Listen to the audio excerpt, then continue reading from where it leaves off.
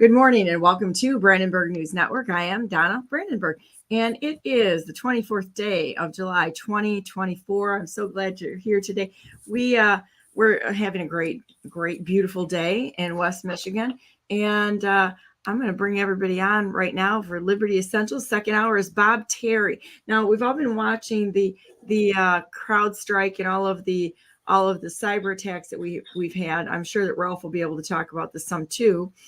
But Bob really is the one who is bringing forward all the information way ahead of time. And he's got a lot more information than that. So it's going to be pretty fun to listen to what he has to say here in the second hour at 10 o'clock. But right now I'm bringing on our Liberty Essentials people and team, Bill Mohr, Karen the Riveter, and Ralph, the IT guy. How you guys doing? Hey, good morning. Good morning. Good morning. So what's happening in everybody's world right now? Boy, what do we have? We have a wild couple of days amongst some of us, and the common workforce is always pushing and pushing. I don't know how it is with everybody else, but this is a time of season where we are just rocking from morning till dusk, and then coming home and continuing the fight in the political arena as well. So it's tiring, but we all got to step up and do something about it, right? It's been pretty intense, but it's my opinion on all of it is that when things get tough, that's when you get in and you really have to fight a little harder, because about the time that you're going to give up, or about the time you're ready to lay down from exhaustion, is about the time you're going to win the battle. And so, and what is this? Like the 80-20 rule, 20% of the world does 80% of the work. And that's really proving to be true. And then the world hands you a curveball on top of it, which I think that we're going to need to talk about some of this morning, on what's coming up here. So before we start, I want to invite everybody to our convention this weekend. If you want to hang out with everyday Americans, real people who question everything, aren't afraid to take on an unbelievably difficult task, and are willing to fight for the United States of America without being in a very large cult type organization, which is bought and paid for by the neocons, and they're controlling both sides. So there you go. If you want something that's purely done on raw force, not money, but people working together for a goal, you're going to find it here. Okay, that's the way it is. We're not interested in the money. We want our country back. That's it. And we don't go begging for money, but we sure have a lot of people begging us for money. And I've got a gripe about this right now. But it seems like everybody's using the political system to try to fund their pet projects, or besides funding their pet projects, to self-enrich in some form or another. And I'm not always sure which side of the aisle people come down on that, but it's happening all the time. And we see it because we don't run on money. The minor parties, our minor party does not run on money. We run on people actually giving a crap, stepping up, willing to do work. And if we have to do it ourselves, then so help me, we're going to do it ourselves, which is what we end up doing a lot of times. And all of us are so overworked. And I'm going to explain why this is important to me, and then I'll let you guys expand on this, because Donna's got an ornery moment again this morning. Okay, and then you're going to find out why in a minute. I think that the most important reason for me to make sure that the Constitution Party is on the ballot is because I believe we're watching the destruction of the old guard systems.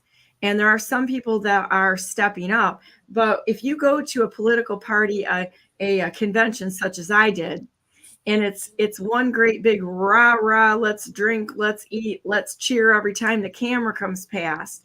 My question is what are you going to do when you get home? Are you going to keep going to these these ridiculous bitch session coffee clubs where you sit there and you bitch about how bad things are and then nobody does anything?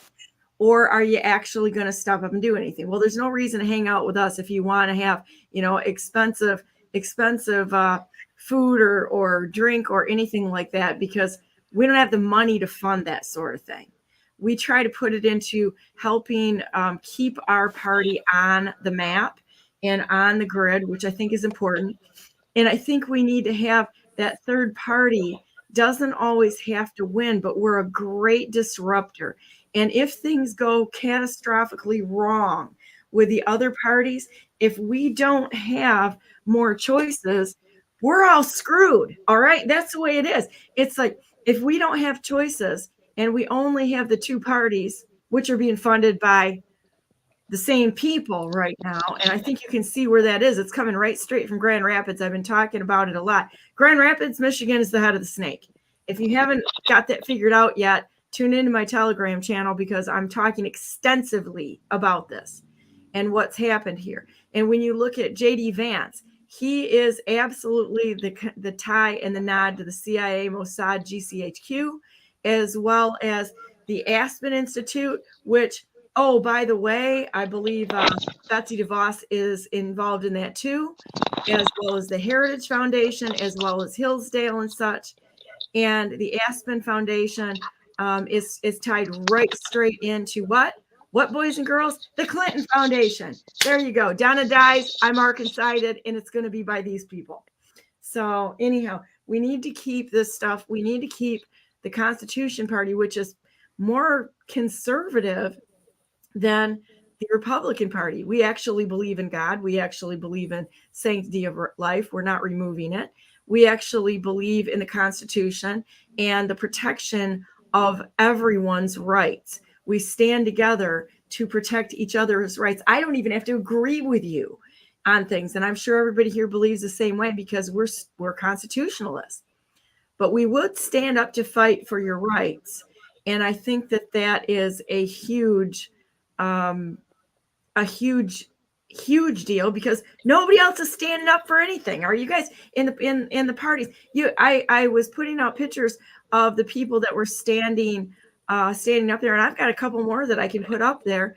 Specifically, Marjorie Taylor Greene. I've talked to all the J6ers. It's absolutely horrific to me that the J6ers have not had anybody step up for them and say, we're done with this, and go after these people. I can't believe it. Troy Smocks has been on here. He was literally kidnapped by the FBI and the federal overreach. He's got about a $256 million lawsuit against the federal government for kidnapping. And they're doing it all over the United States to drag them back to their den, which is a foreign ground, which is DC. And they're all in it. They're using all of our 3-letter agencies in Grand Rapids, Michigan, and the DNR in Michigan is using it to control 4.6 million acres to do what, boys and girls? Oh, probably traffic kids on the waterways and make them disappear and clear cut and take the mineral rights and take the logging rights. That's what's happening. And nobody can show us the receipts. They're stealing our state, our natural resources, and doing all kinds of bad stuff, including trafficking children on planes and dumping them back off with the cartels or throwing them in the meat grinders. And there you go. So you sound like a conspiracy theorist or something. I have the receipts. That's the problem. You can't be a conspiracy theorist if you've got the receipts. Well, anymore, it's like the saying goes, what's the difference between a conspiracy theorist and news? About 3 months. 10 minutes anymore. So there's another aspect to what you were just talking about, Donna, regarding the military and mainly up in Camp Grayling and the stuff that they're pulling off up there. I just went through several military bases. I was on one, and then I was removed from another while I was down in Virginia last week.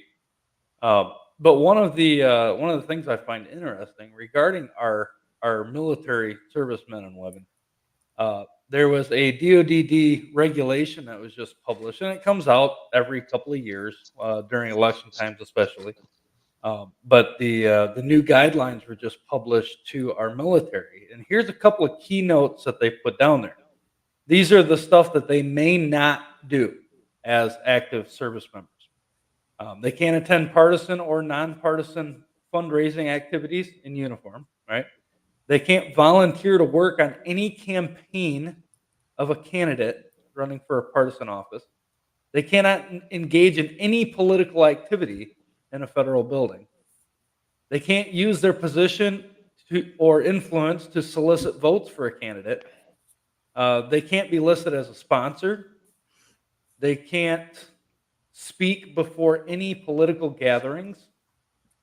They can't participate in any radio or TV broadcasts as an advocate for or against a political party or candidate. They can't march or ride in a political parade. They cannot participate in any effort to provide voters with transportation to the polls if they're associated with any, or I'm sorry, if that transportation is associated with any partisan political party or candidate. They cannot work or stand at the polls for a candidate running for office or a political party. They cannot solicit, accept, or receive any contributions politically. They cannot use their email or government furnished equipment to engage in a political activity. That one's pretty understandable. Or they cannot share or retweet links from the account of a candidate or partisan political office on their personal social media. Why do we think that is? I know a handful of people that are in the military, and I get stuff handed down to me that is not supposed to leave their office, right? So I get to see a lot of this stuff, and I can't tell you who they are because they're on the inside. And if ever word got out that they were handing down information, then Bad things they'd would be in happen. some serious trouble, right? Mhm. So I get a lot of this information, and some of it I like to share around when I can, stuff like that. But you have to ask the question, why are our own military, who are fighting for our liberty and fighting for our freedom in this nation, why are they being strangled by their own chain of command to say that they cannot engage in the fight for liberty? Because that's all this is here. When we're talking about political parties and candidates, this is a fight. Now, granted, we've gone so far as to allow wicked men and corrupt politicians into the fight and think that somehow we're still that they're still fighting the good fight.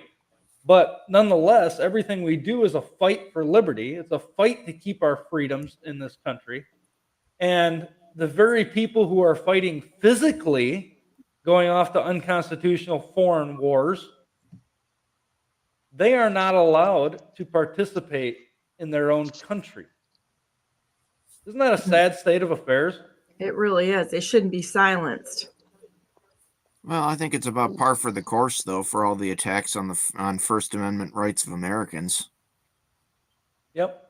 Another aspect of that is what you were leading up to, Donna, is that there are things that are going on that the people aren't being told, and they're being squashed at that level, especially regarding Camp Grayling.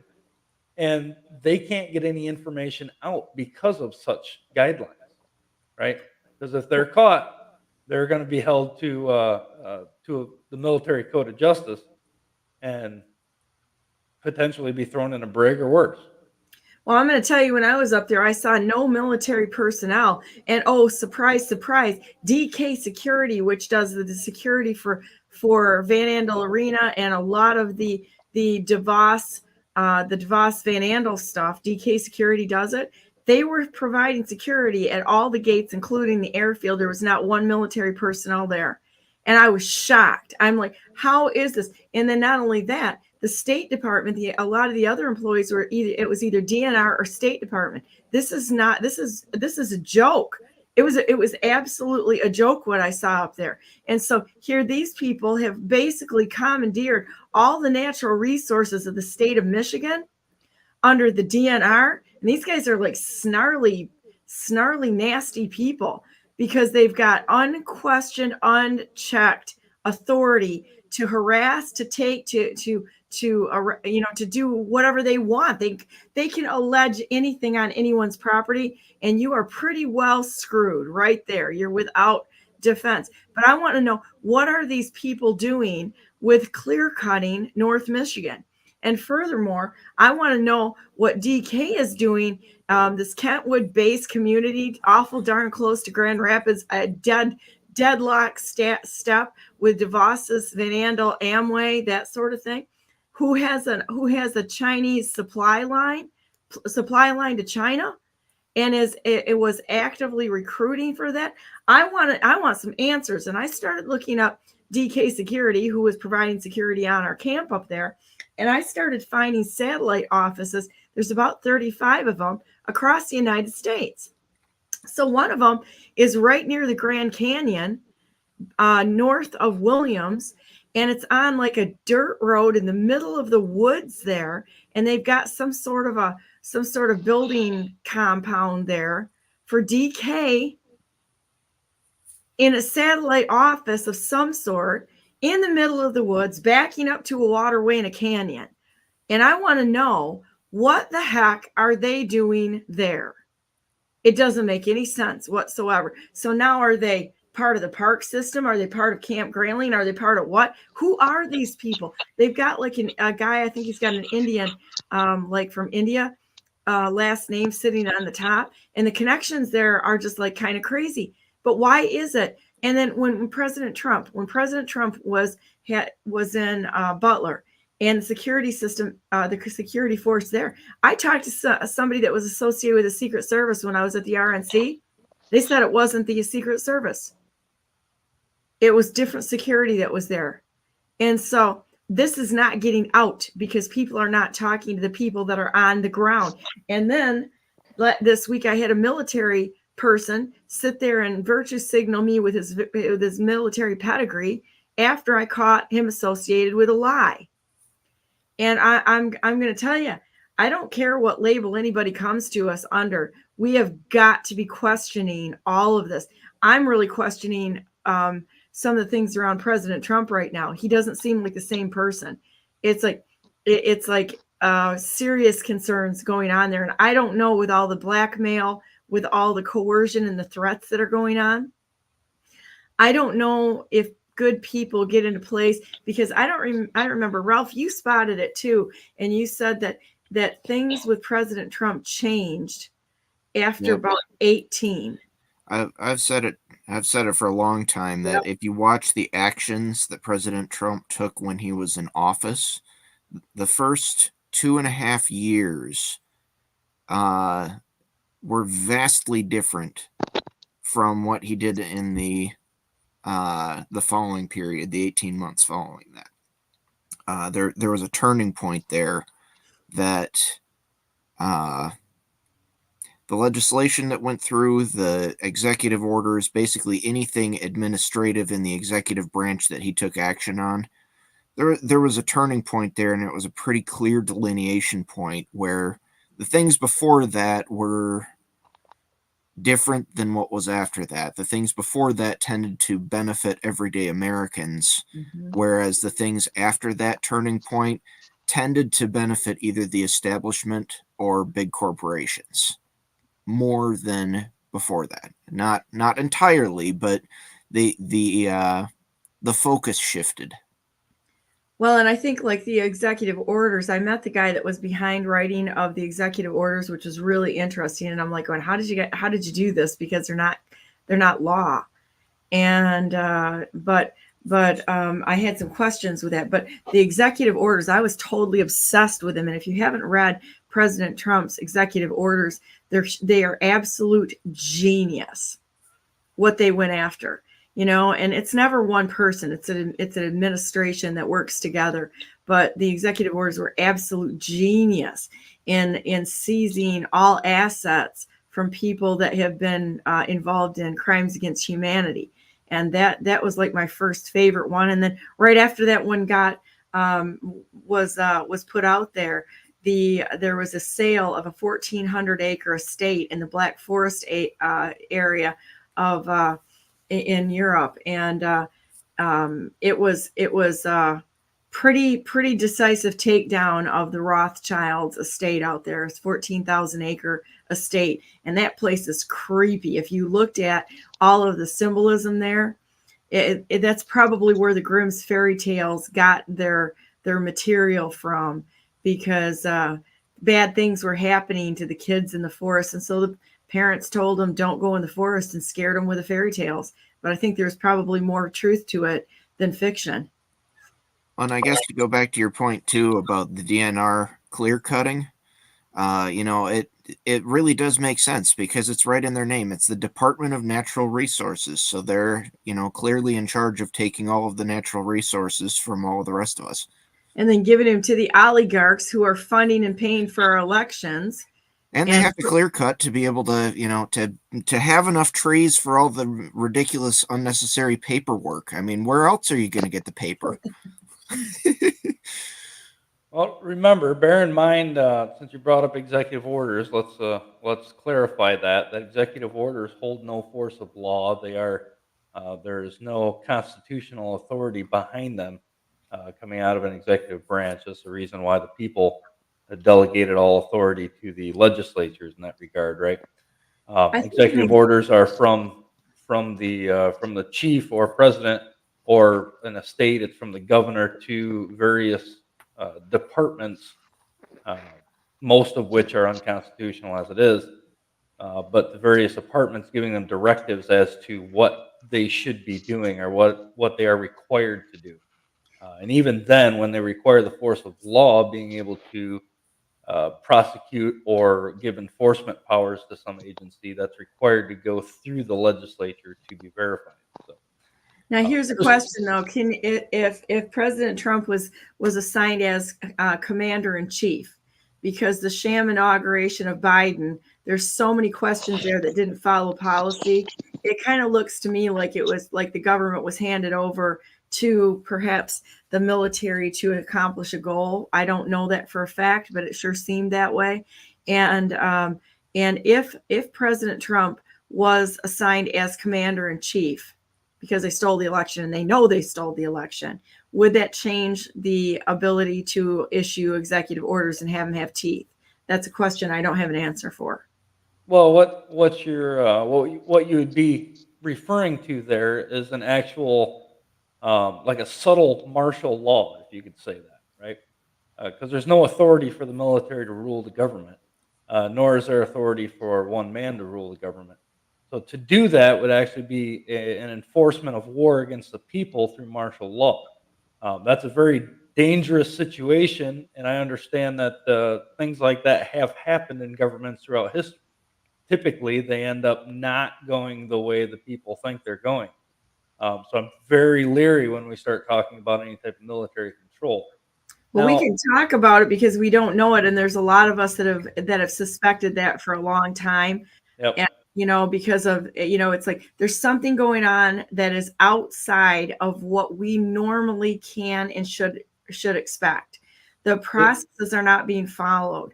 So I'm just wondering, I really wonder if they have bite under Commander-in-Chief President Trump. The key to that is there's no force of law behind it, right? That act in itself is unconstitutional and should be rejected by the people. However, understanding that the people don't know their constitution, don't know their powers, it's pretty hard to get the people involved.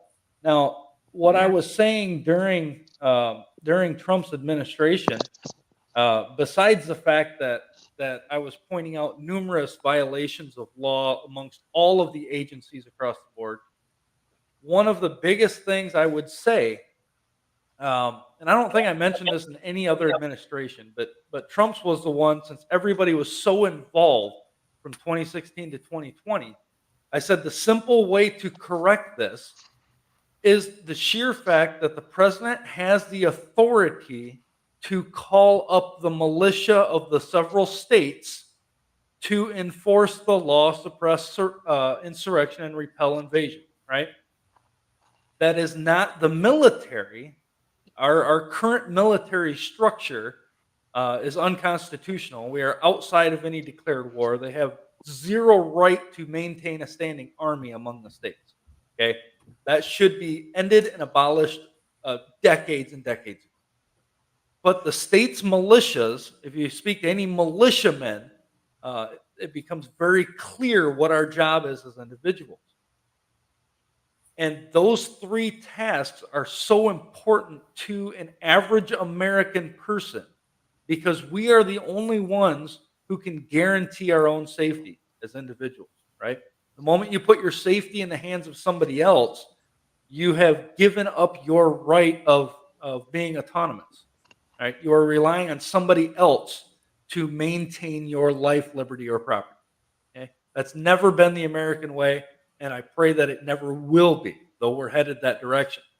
Kind of is right now, because it's like, I think that when you have to call somebody in law enforcement to get here or wherever you are, and it takes them 2 hours to respond, you are completely and utterly alone and without any protection whatsoever.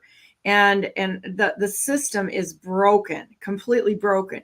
And whenever anybody brings up the militia, they demonize this so badly because people don't understand what it is or why it is.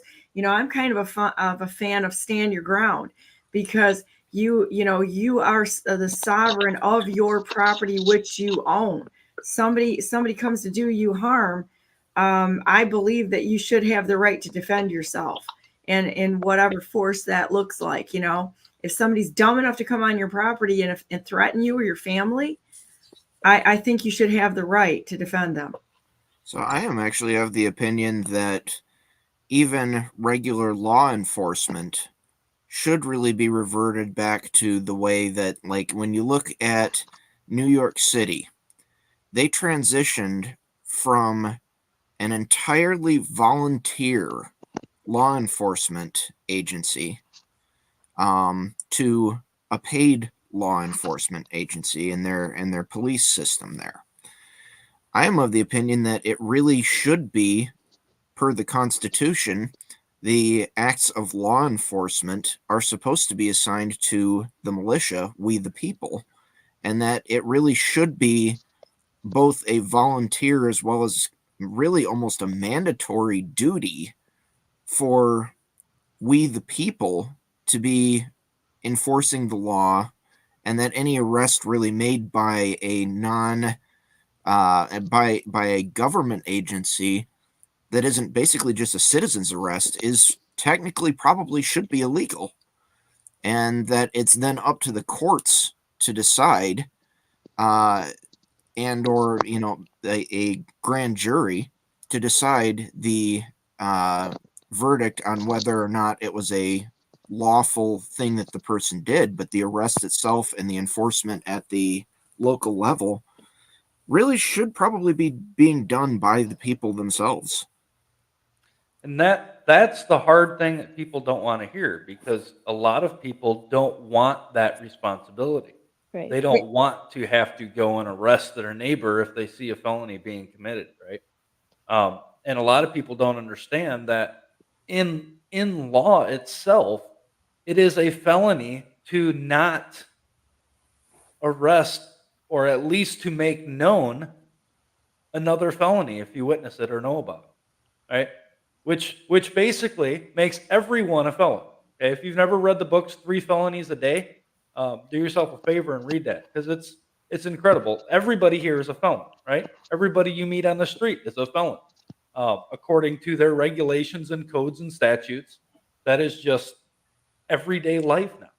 Which should be abolished. About 90% of their nonsense to do selective harassment to we the people. That's what it's all about. It's about coercion, fear, threat, invasion, and forcing people through those methods to capitulate and hand over our freedoms and give them power. Every single one of them that are sitting in the seats should be removed, stripped of their citizenship, and be gone, because they jumped right in the bandwagon with us. One of my favorite ones is how you can basically perpetually lose your right to vote and have guns if you collect llama poop. What? Is that a thing? Yep, that's a felony. Also, rainwater. If you're collecting rainwater out of your gutter, that is a felony according to EPA regulations. Thus, you need to turn in your weapons as well. Yeah, I got to take the weapons, and we'll take the weapons because of llama poop and collecting rainwater. So it is a crazy system. But the point I was trying to make there, and you Ralph brought up a grand jury, which is another vital aspect to actually working a militia into true law enforcement. And a grand jury is that of the people. We're not talking about a federal grand jury, so they call it in federal court. But the Constitution provides that no person shall be held for a capital crime unless they are indicted by a grand jury, right? That's the first point. When somebody witnesses a crime being committed, and I'm going to tie this all the way back around full circle.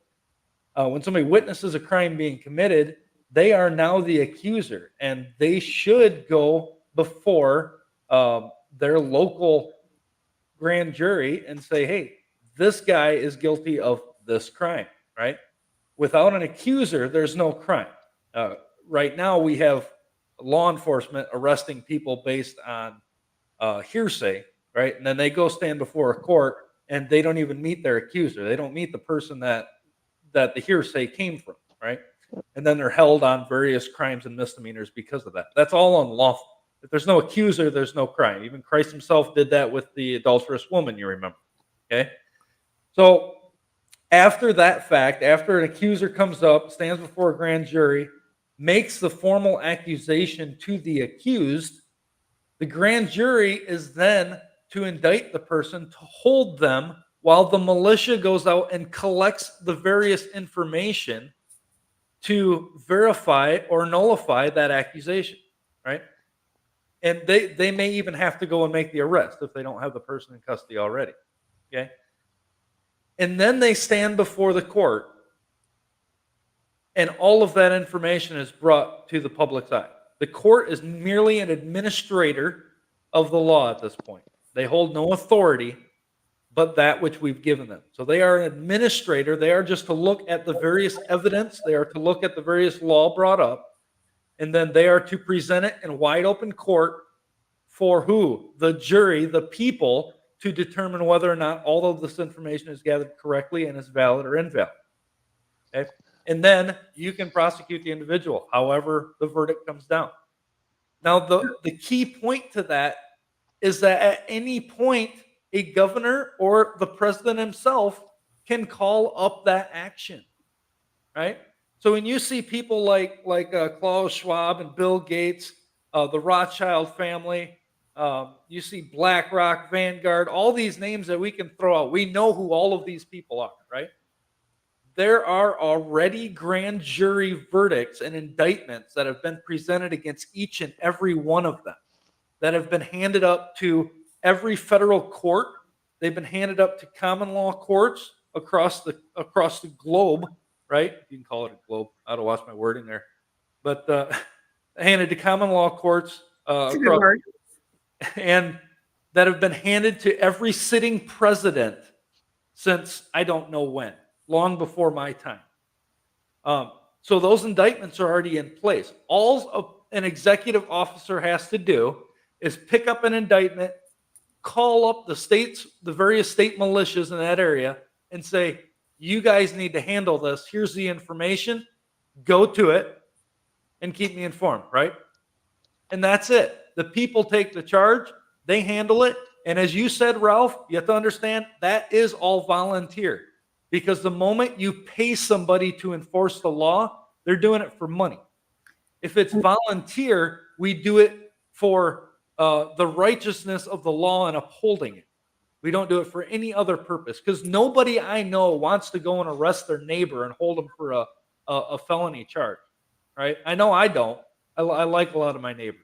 But if I saw somebody doing that, then it's my responsibility to bring it up, and it's my responsibility to put a stop to it. Well, I would say too, to clarify, this is not advocating for, the vigilante justice stuff that gets, glorified in media of being the judge, jury, and executioner of a person in one. This is the lawful process of going through and having we the people be the proper, not one person, but we the people as a body being the ones that are actually doing the prosecution and law enforcement. Well, and they sure have glorified that in the movies and such. It's like the movies have gone off and done a bang up job of telling people, you can go out there and do whatever you want, exact and make it a cartoonesque superhero situation. That's not what we're talking about here. We're talking about something.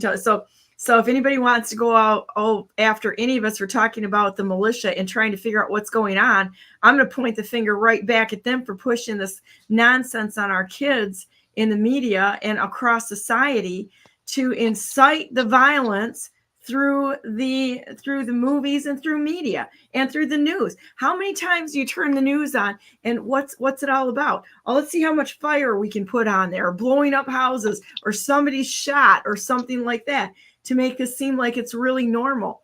It's pretty sad when they have to run to every other country on the planet to find something that's horrific to shove in front of our faces so that we think that this is happening every day, all the time. But what's really happening, they're hiding it, like the child trafficking associated with the oligarchs and all of these people that are part of this system. True story. Yeah. So at any point, this can all be stopped, right? The moment somebody understands the constitutional power behind it, it can all be stopped. I mean, it's going to be messy. Don't get me wrong, because we're so deep. It's going to be messy wading out of this pig crap. If anybody's ever worked in with pigs, you'll understand what I'm saying. You don't get out of it without crap on you, but it's got to be done because there's no other way that it's going to be stopped. Can I make a request? Can we also throw in that abolishing the bar, because the bar is a club. It has no license to practice law. They've just like taken over things. Part of the parasite group out there. We should be able to represent ourselves and not have the judge in a civil action jurisdiction look down their nose at us and go, "Where's your attorney?" And such, instead of being able to go, well, let's strike about 80-90% of the laws off the books that are unconstitutional, and we get it back to something simple that we don't need, a dozen attorneys to line their pockets with to try to defend ourselves over something as stupid as llama poop. Well, and additionally, that brings up another point about having we the people be in law enforcement, in that right now it is impossible for a single person to know the intricacies of every law on the books as well as all the case law. I would contend it is absolutely physically impossible to store that much information in a single person's brain right now. And so for this system, as it is on the books, that we are legally mandated to be able to follow, for it to actually work correctly, the laws have to be simplified such that the common person can actually enforce them correctly. Well, here's One of another the thing. I mean, problems- look at the books the attorneys have to buy to even have access to that sort of thing, so they can outmaneuver we the people or make themselves completely and the forms you have to know, and on and on and on to comply. They're agents of the friggin' government. Go ahead, Karen. Sorry. So one of the problems with this, the ideal scenario that Bill was proposing, was when it comes to sending it to the jury. And I think that perhaps is one of the reasons why we don't see grand juries. I don't know if there's been grand juries and they've made a verdict and we're just waiting to all find out about it. That's possible.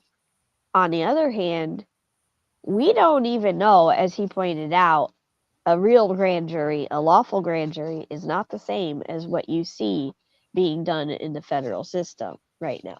Correct. No, we had that whole process is incorrect, and so the people don't know what that looks like. And I've been on a local county jury before, and so that is giving me lots of thoughts about this whole process too.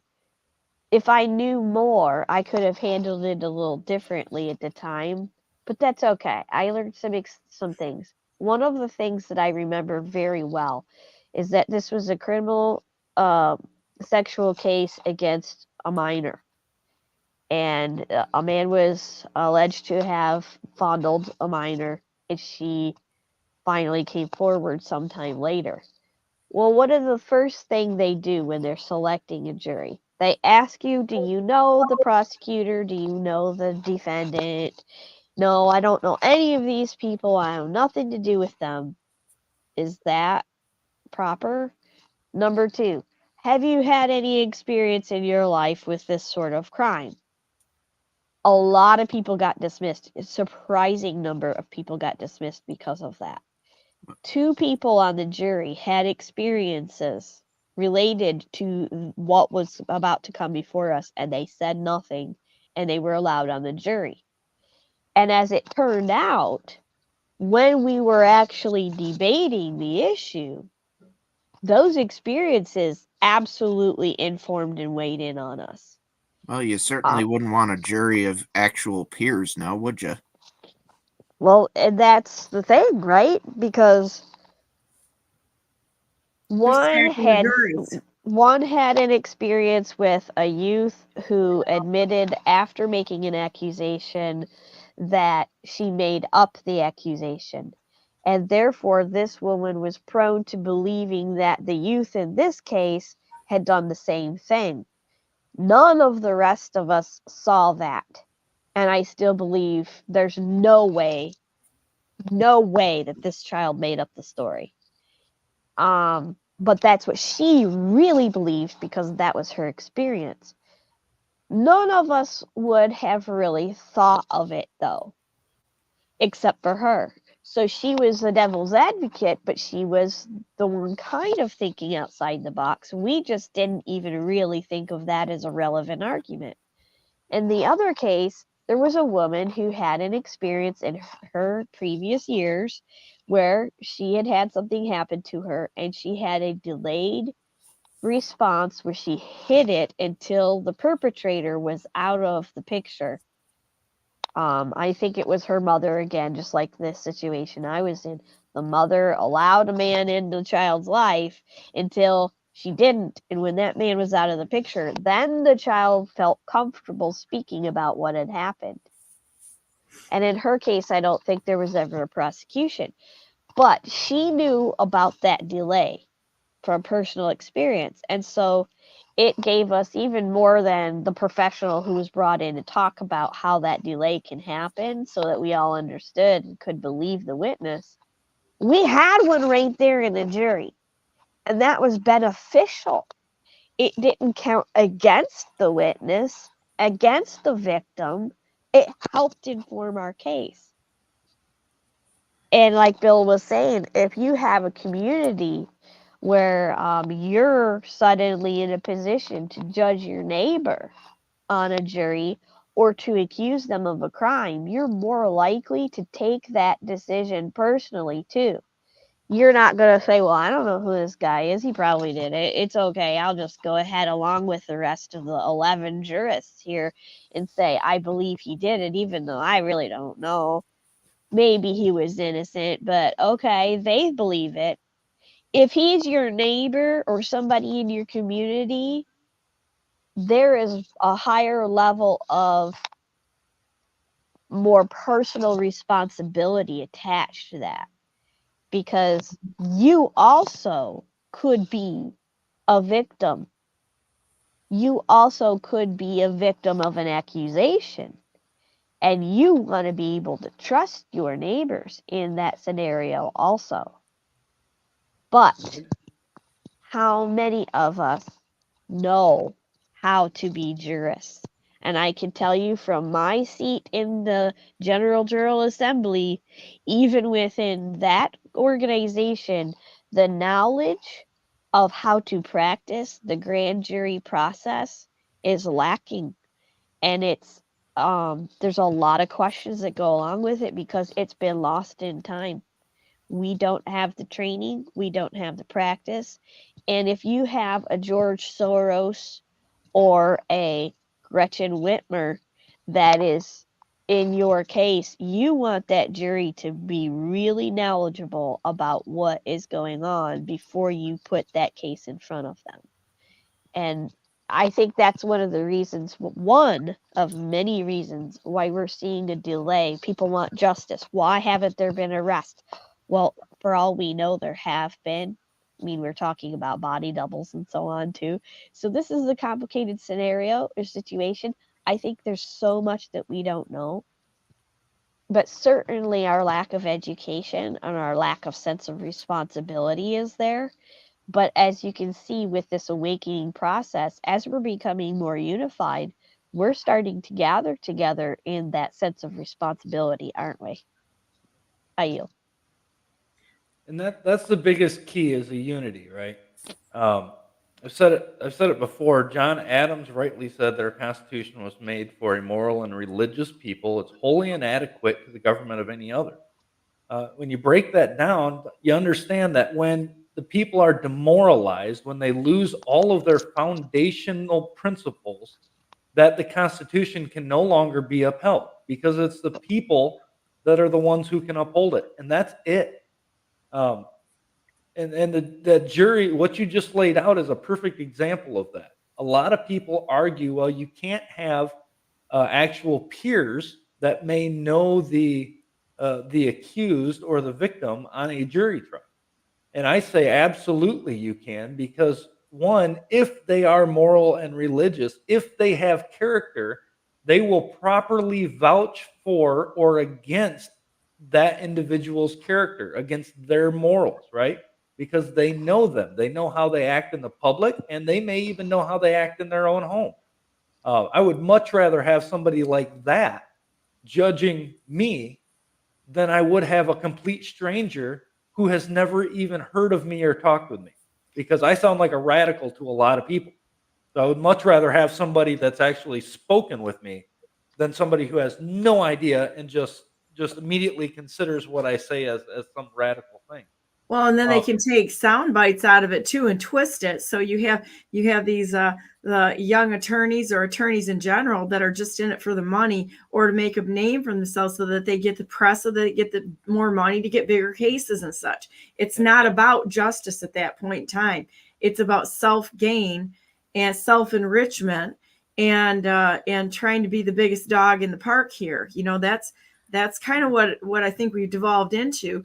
And then you watch the destruction of the actual laws that should be in place, and they do ridiculous things like the civil action jurisdiction that we have in place. We don't have a system right now working on any level the way that it's supposed to.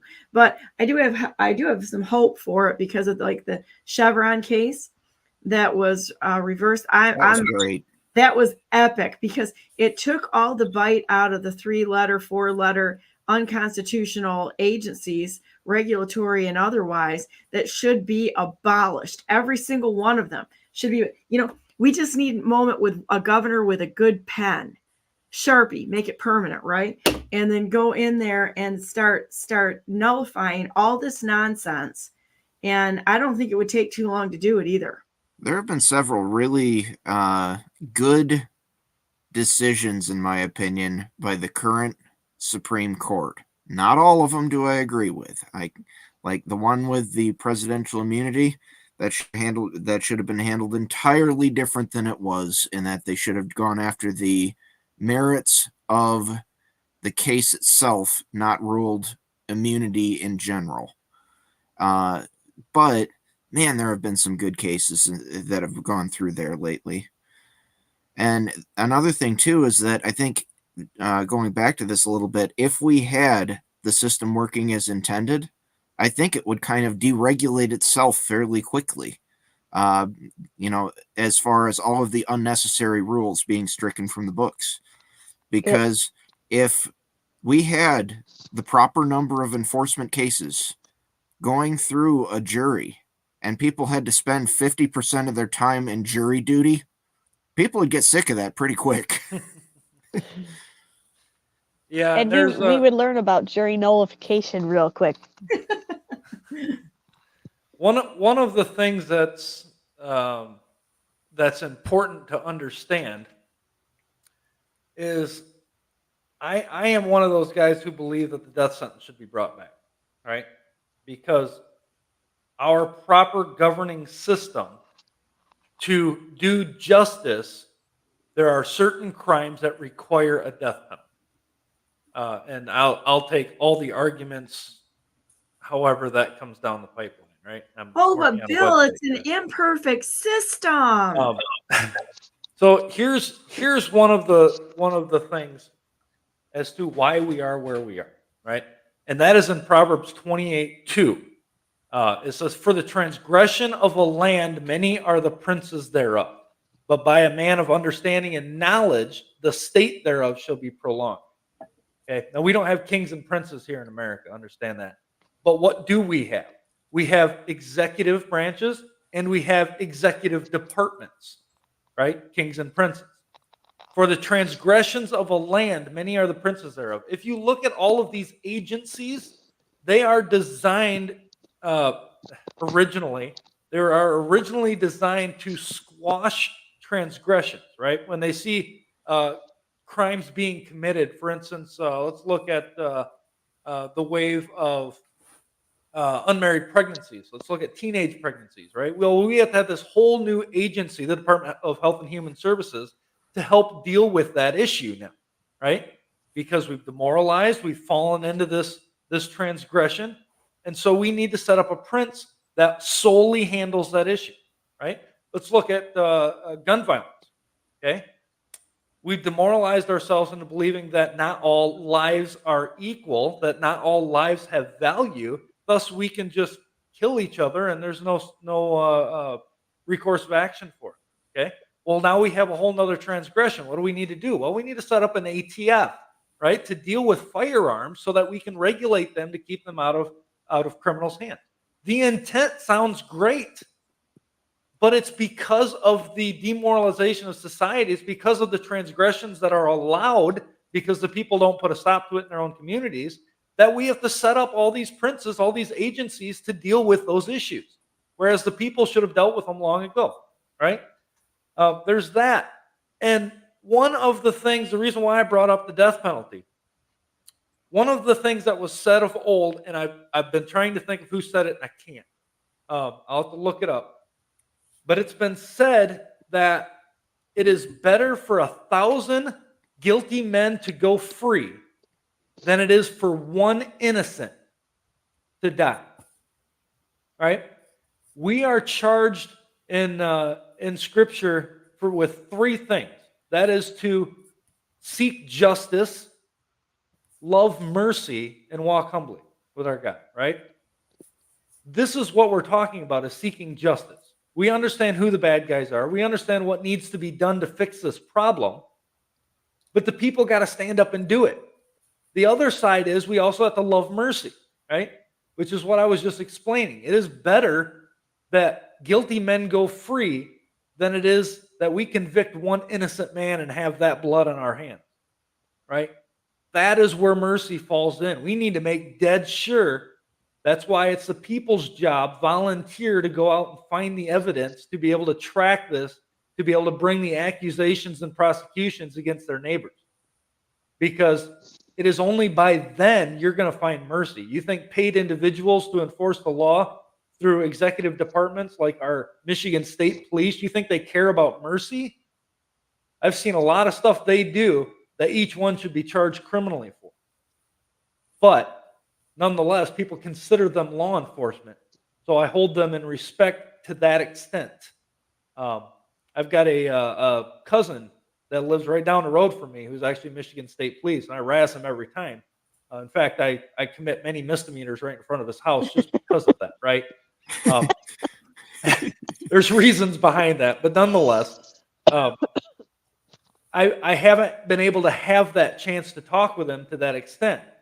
But he honestly believes that he is doing the right thing. He is there enforcing the law. And as much as he can, right? When he sees a crime, by all means, he can be that accused person, and he can be that accuser and go after it and actually make the arrest and everything. I'm all for it, right? 100%. But don't use the power of the executive branch to do so. That is not their job. Yeah. It is the And people's duty to do that. So as an individual, absolutely get it done. But don't And rely with- on somebody else for that. And with that, the police officers that we have are part of the militia as part of we the people. So they should have just as much power to be able to arrest people as we do, but not more. Kind of. I Right? love this discussion. We have the ability to have sheriffs according to our Constitution. And to understand a sheriff's duty, you have to go back into the olden times, what a sheriff was back during the common law era in England. The sheriff's deputies shouldn't actually be deputies, in my opinion. I don't know enough about that to actually say yay or nay, but in my opinion, we shouldn't have a need of sheriff deputies, right? The sheriff should be the administrative side of the law. They should be able to accept the accusations. They should be able to gather the people together to form their posse, right? That's still lawful. And they should be able to handle and execute any warrants that come down from grand juries, okay? Everything ties in together. But as far as actively patrolling and, what they do currently, setting up, what do they call it? Setting up road entrapments to entrap people who are actually not committing crimes but civil infractions, that is not within their jurisdiction to do so. Which So- ties back to the money part of it, the insurance companies, which were the reason that Gretchen Whitmer got into the seat of being the governor, because that was all tied in with the insurance industry. Blue Cross Blue Shield of Michigan started out as a beneficiary trust owned by the people of Michigan, and her papa decided to move it over into a mutual. So complete and utter theft. And this is not something, I don't want anybody to think that I'm just talking here because I've read a lot of books or maybe have a little bit of understanding, right? I have not read a lot of books, and I have a little understanding. I will admit to that, because I'm up to 6 books on my desk now that I haven't finished. But nonetheless, Get on that, Bill. Get on that. what I'm speaking of is actually experience. I'm not one that just talks about militias. I'm not one that just talks about having your peers in a jury. I'm one of those that have actually done it, right? During 2020, when we had or 2021, late 2020, early 21, we had a handful of rioters that had come into Grand Rapids, right? Everyone knows the Kyle Rittenhouse story. However, how many people actually know what's happened in all of the other cities across America? Not many, but it happened in almost every major city, right?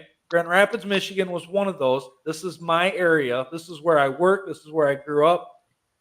So I was part of a valid militia at that time. We knew where the rioters were going to be. We knew the organizations that were funding them. We knew who was bussing them in. We had all of the evidence, and we went down to our local municipal police, because Grand Rapids police is in charge of it, not the county sheriff, right? That's another huge downfall we have. But we went to them and said, hey, we're going to be here. We know everything that's going on. Here's everything you need, right? They're going to be here doing this at this time. No problem. What were we told? We were told to stand down and stay out of the way. So we did everything we could outside of their jurisdiction in protecting property, no less than Kyle Rittenhouse was, right? Any one of us could have been in that same situation, but thank God we weren't. And what happened that same night? Our own Grand Rapids police chief, the criminal that he was, took a knee to the people destroying the city, right? You'll remember that, Donna. I'm sure Ralph remembers that. But he literally took a knee. He didn't enforce the law. He didn't, and he had just squadrons of riot police there, right? At any point that could have been stopped. The National Guard was called in once. At any point that could have been stopped. But who was giving the order? No one. They were just there to make the show and make it seem valid, all the while a handful of us people were actually willing to put a stop to it. We were threatened under duress or under the threat of being arrested for enforcing the law. You want to know who the order came down from? The order came down from Rosalind Bliss, the mayor of Grand Rapids, to the chief of police, who the chief of police in any of the municipalities always bowed to the mayor. And I was told, because I know a detective, I'm like, why did you guys stand down? Because they were told to stand in a stairwell associated with the police department in Grand Rapids. They were told to stand down. The order came from Bliss to that chief of police and disabled the entire city. This hangs on Rosalind Bliss. And not only that, there were 175 cities in the United States that were part of an initiative to place progressive mayors in it. Grand Rapids was one of them. And every single one of these rats, and I don't mean demo rats, I'm saying rats, globalist puppet rats, need to be absolutely tried for the treason and the destruction of the city. And all of and Black Lives Matters, I can't believe how stupid people are to follow this. It is a corporation. It is a large corporation that has raised a lot of money. I mean, millions and millions of dollars that they've raised. They did $2 billion worth of damage in the United States of America. And that corporation should be liable for the actions of their paid provocateurs to pay for the damage that they have done. And any mayor, any person and you can't tell me that the legislature in the state of Michigan and Gretchen the criminal Whitmer did not know what was going on, because they're all in lockstep together and they protect each other and they protect these paid provocateurs and these agents of destruction. They're protecting all of them. And much of that damage and destruction was done to Black-owned businesses. Yes. Yep, I'll tell you, Al Capone's criminal administration had nothing on what we see in our government today, right? Agreed. If you study how Al Capone operated and how he actually functioned through that era, you will see the exact same similar ties to our government today, but understand it's on a massive scale. So there's your liberty essential, right? The people, the militia, has to put a stop to it. It's as simple as that. And until we do that, and I say simple, but remember, it's going to be dirty. But until that gets done, there is no other politician, there's no other elected candidate that can do anything without the people standing up and exercising their rightful duty. The end has to come to these popularity campaigns for their new puppet that they package, they do the messaging for, that they throw in front of the people, hoping the people will be dumb enough to follow them, right to their own destruction. That's what's happening here.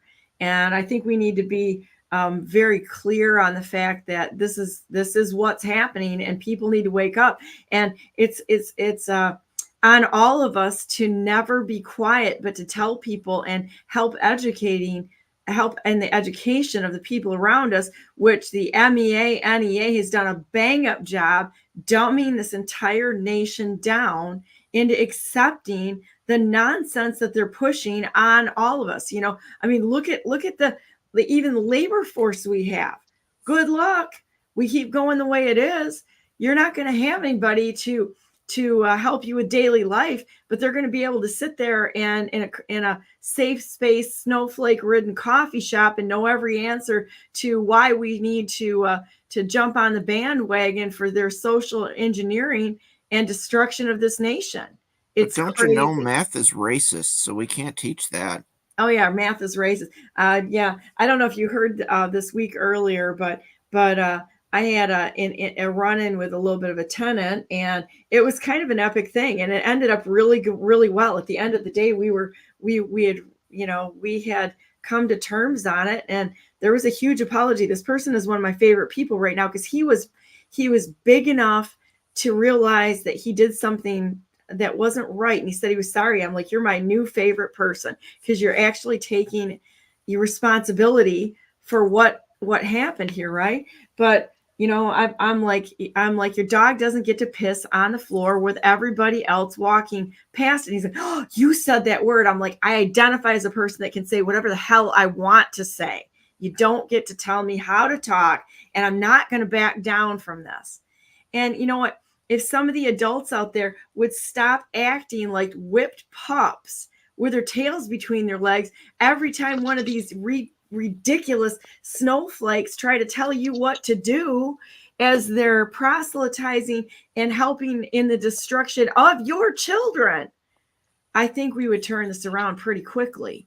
You don't get to tell people the pronouns to use, you know, or anything else like that, or muzzle us. And, you know, if you can't deal with life, I think it's time to go back to the schools and see if they'll actually teach you to be an adult, a grown-up who handles problems. That's what we do. And we don't faint in the corner because God forbid somebody doesn't use our pronoun. It's ridiculous. What a childish thing to do, to sit there like, you know, a 6-year-old with a crown on a stage, having to have everybody bend just because you're throwing a tizzy fit about wanting to be recognized.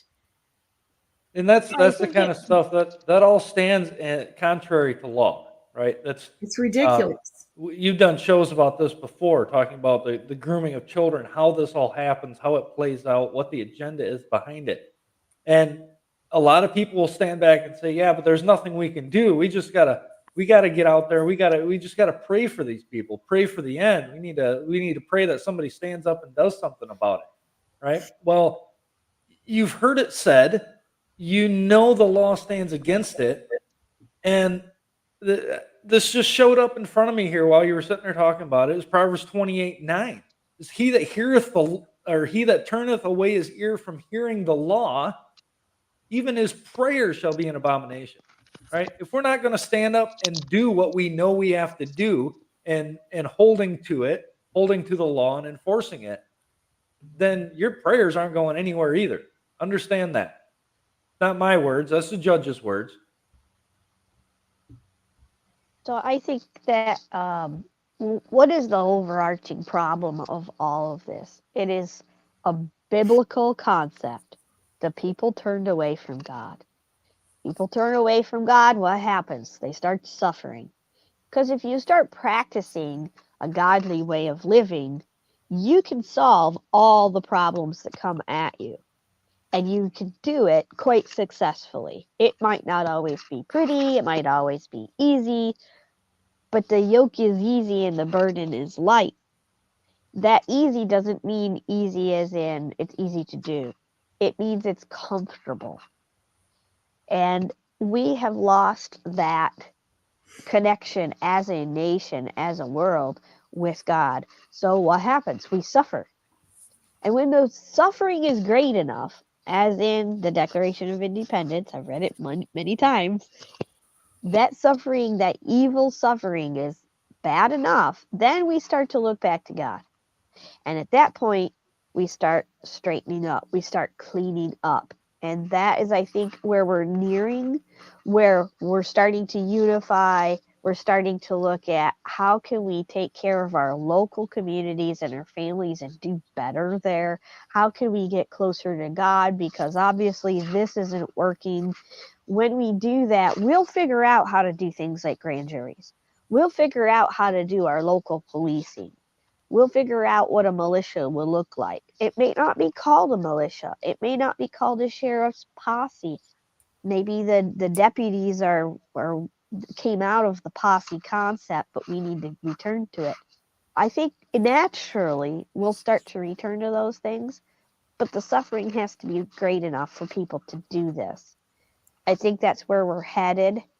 And unfortunately, we might have to do some more suffering before we get there.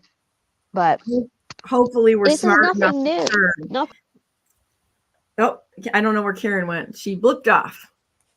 That was not me. That was a blip off Karen. She'll be back. She always does this. So at any rate, I'm hoping that we all. Oh, there you are, Karen. You got toasted there. What happened? Yeah, I don't know. It just disappeared. You guys disappeared on me. Yeah. Well, I thank you That guys made for my point. thanks for being on today, guys. I've got Bob Terry sitting in the back. I think we should address one more thing on our convention this weekend. Our keynote speaker, Randall Terry, ditched us for this weekend. Not real happy with this, but we're going to carry on. And apparently, Michigan wasn't an important place for him to be at our convention this weekend. So, but we're going to be there, and if you want to hang out with everyday people, I think that this will be a lot of fun. But it's going to be kind of interesting because I absolutely may have a different opinion, but I believe people should keep their word and their commitments. And I have a big problem with this. 2 weeks and then 3 days before a convention for a presidential candidate not to show up. I have a huge problem with this. And so we'll see how this is going to go. I know that we have other people that are in the position of being filled with grace, but there was no misunderstanding that he was going to be there from April on and let us know 2 weeks before the convention that all of a sudden he had a problem. We, said you've got to be there because that's what we've always done is we do all the business at convention. And then 3 days ago saying, I'm not going to be there. And that's just the way it is. Oh boy. Don't, that doesn't work well as an excuse with Donna Brandenburg. And then to not really apologize, but just say, I'm not going to be there. And that's just the way it is. So, yep. He's in a doghouse.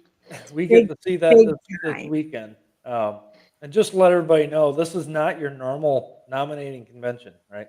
Obviously, we already have one oddity going on here. But it's not your normal nominating convention. We're not holding this in a big high-rise DeVos building, right? It's not being funded by anybody related to DeVos's or Van Andels, right? Even though we're in that neck of the woods, right? Don and I and Ralph and Karen, we all know who these people are. They're right out of Michigan. But this is out on a resort, out in the country. So everybody who is used to meeting up in the city environment and going to these big fancy conventions, take a break, get out, make the drive.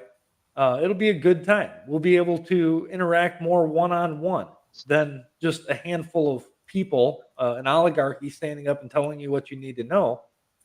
You actually get to interact, right? That's the benefit of being part of a minor party and holding to principles, is that it chases a lot of people away, and especially a lot of people that like to cause problems. Chases them away because they can't tolerate being so drawn on a line, right? That's where we want to be. We don't want to be compromising. We don't want to have to jump the line to make things happen. Mm-hmm. So and so with that said, it's like for me, if somebody can't keep their word on something that was going in that direction since April and drop it on us who have been, working our literal tails off, keeping this party on the ballot and working, to give our state another option. I will not be, I can tell you that right now. If somebody can't keep their word to me and their commitments, not a chance. The bridges have been burned with me. And that's a problem, because if they can't do it in something as just showing up for a convention like this, it's likely that they're going to do something like this again. And it's a character thing. And for me, and I'm not a good person for giving grace on something like this, So there are some hard and fast rules for Donna Brandenburg. I'm sure that the rest of you aren't there, but I'm just letting you know the Brandenburg opinion on this. But regardless, whether the presidential nominee, I think we need to let everybody know, because we've been telling everybody that this is what's happening, and he let us down. And so with that said, we're going to hold people accountable, and we will hold people accountable, even on the level of being nobody farmers that nobody seems to give a crap about, because we're not doing we're not doing what everybody else does. We're just going back to work and shoveling manure when we're done, and taking care of our families and our animals and whatever else is. So, because I guess we're just not important enough. So there you go. But with that said, thanks for being on, guys. I hope everybody joins us this weekend. You're going to have actual apple crisp and all that good stuff, normal people stuff, instead of the big money crap. So come out and join us. It's on my Telegram page. It's on the USTPM page. USTPM.org is where you can find us. Sign up and come and stand with us. Just normal, everyday people, not ruling oligarchs or people who are going to do the wrong thing or buy our politics. So that's it. Thanks, guys. And I'm going to go grab myself something else to drink here because Bob Terry's going to be on, and Bob's always on for a long time because he's got a lot of information to share. So Ralph, if you can, I'd like you to stay on for a little while because we're going to go into the deep, dark recesses of cybersecurity and what's happened this week. And we'll see you guys later. Thank you so much. Take care. Bye. You too. Bye.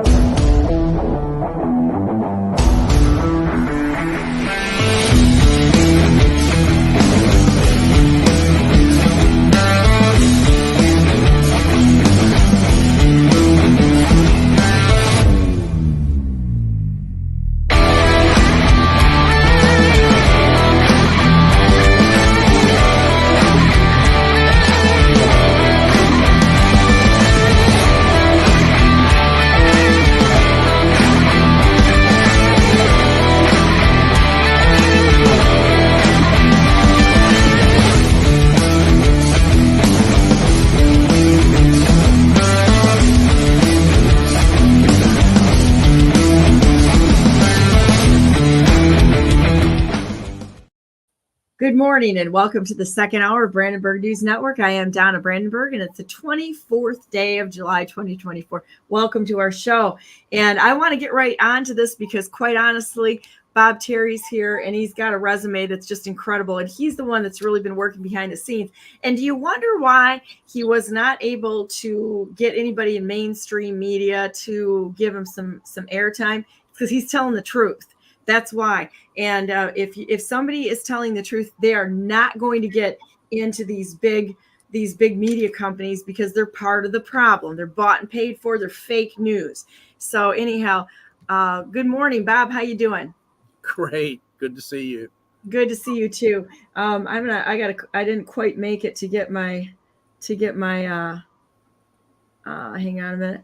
My drink here to stay on because I always have a couple of glasses of something here because we're always on for a very long time. And I'm thankful for you joining us today. I'm going to have Ralph, the IT guy, stay on for a little while because I think this is going to be a really good discussion because having people on who actually understand how this works, what's happened, how far back it goes, I think is going to be really helpful to people understanding the scope and how big this is.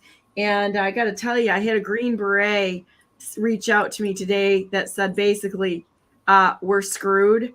Get some food on hand 6 months or so and get prepared because these people have a way of getting in to any device, anytime, anywhere, and also to be involved in any of our systems from electronics or from elections to potentially, I would say our military and our military functions and such.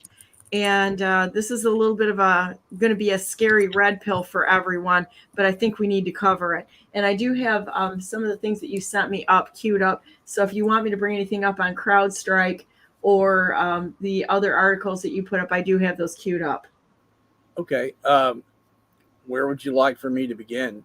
Wherever you want. You're the king of the show right now. So whatever you would like to talk about, please lead us down that path.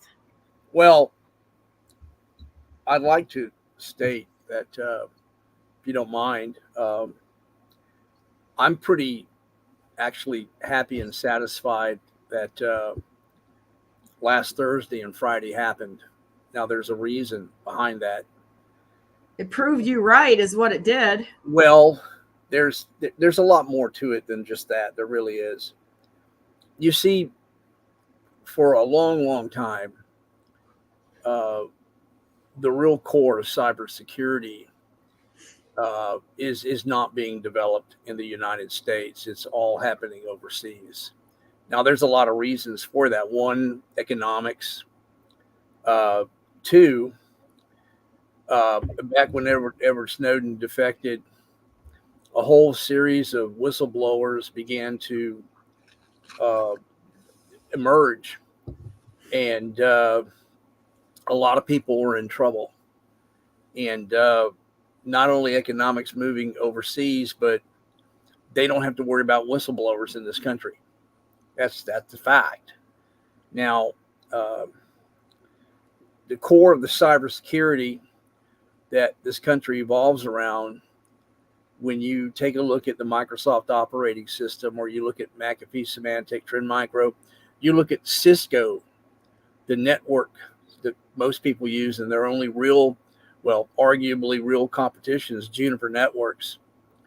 That's all happening in India, all of it. And I think, they're paying something like 4 to 10 cents on the dollar.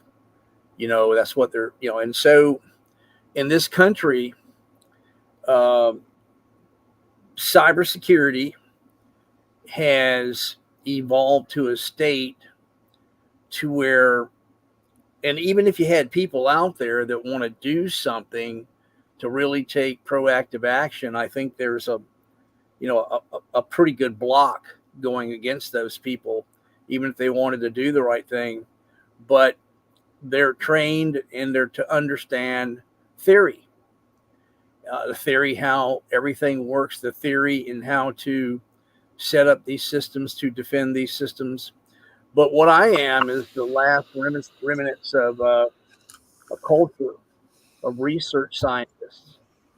And what I do is hardcore research, intercepting events inside of the computer operating systems. And I can see things. I can see things that are happening. And, it's been very, very difficult for me because, first of all, I like to think I'm a practical man, a realist. The culture I came up in is, I've been fortunate enough to get a fine degree, education, associate bachelor's and master's. But when I was selected at then what became Lockheed Martin, I was selected, and I kept my mouth shut, and I listened to some very, very gifted engineers, really smart people that taught me how to think. The first thing they said to me is a sentence that's no longer used in this country. School is out. You're in the real world now. Okay. And what's happened is that this culture is just continuous education. And I get that. I get that to a certain degree. But with all the hype going on in this country, and please forgive me for the audience, what I'm saying, you hear about artificial intelligence. There hasn't been any truly real breakthroughs in technology in a long, long time. If you go back and you look at the Silicon Valley industry, if you try to find a startup company that actually went from the initial startup to being sold for over $1 billion, that hasn't happened in 20 years. What you see is these inflated valuations, and right now what's happening in this country is, cyber security is also obviously a mess, and there's business everywhere, and there's pretty much no jobs. That's because the industry is upside down. These corporations aren't growing off of profits. They're growing out of venture rounds. And I'm not talking about an ABC round. I'm talking about a D, E, F, G, H, I venture rounds. And, these folks are, pulling back. And so you've got all of these nightmares. You've got all this work that's necessary, and nobody's hiring in this country. So that being said, I'm a very, like I said, very practical man. I think I've said that. And I've been trying to get people to understand what is really happening inside these Microsoft operating systems. Now, a lot of people don't want to hear it. But the truth is that what I discovered after 5.5 years of R&D is, the most incredible engineering I've ever seen in my career. And the truth is that it is designed to deal with any past, current, or future network security architecture. It is absolutely genius. It is designed to be initiated from the inside of the network out. It already has the pathways established to what it's doing.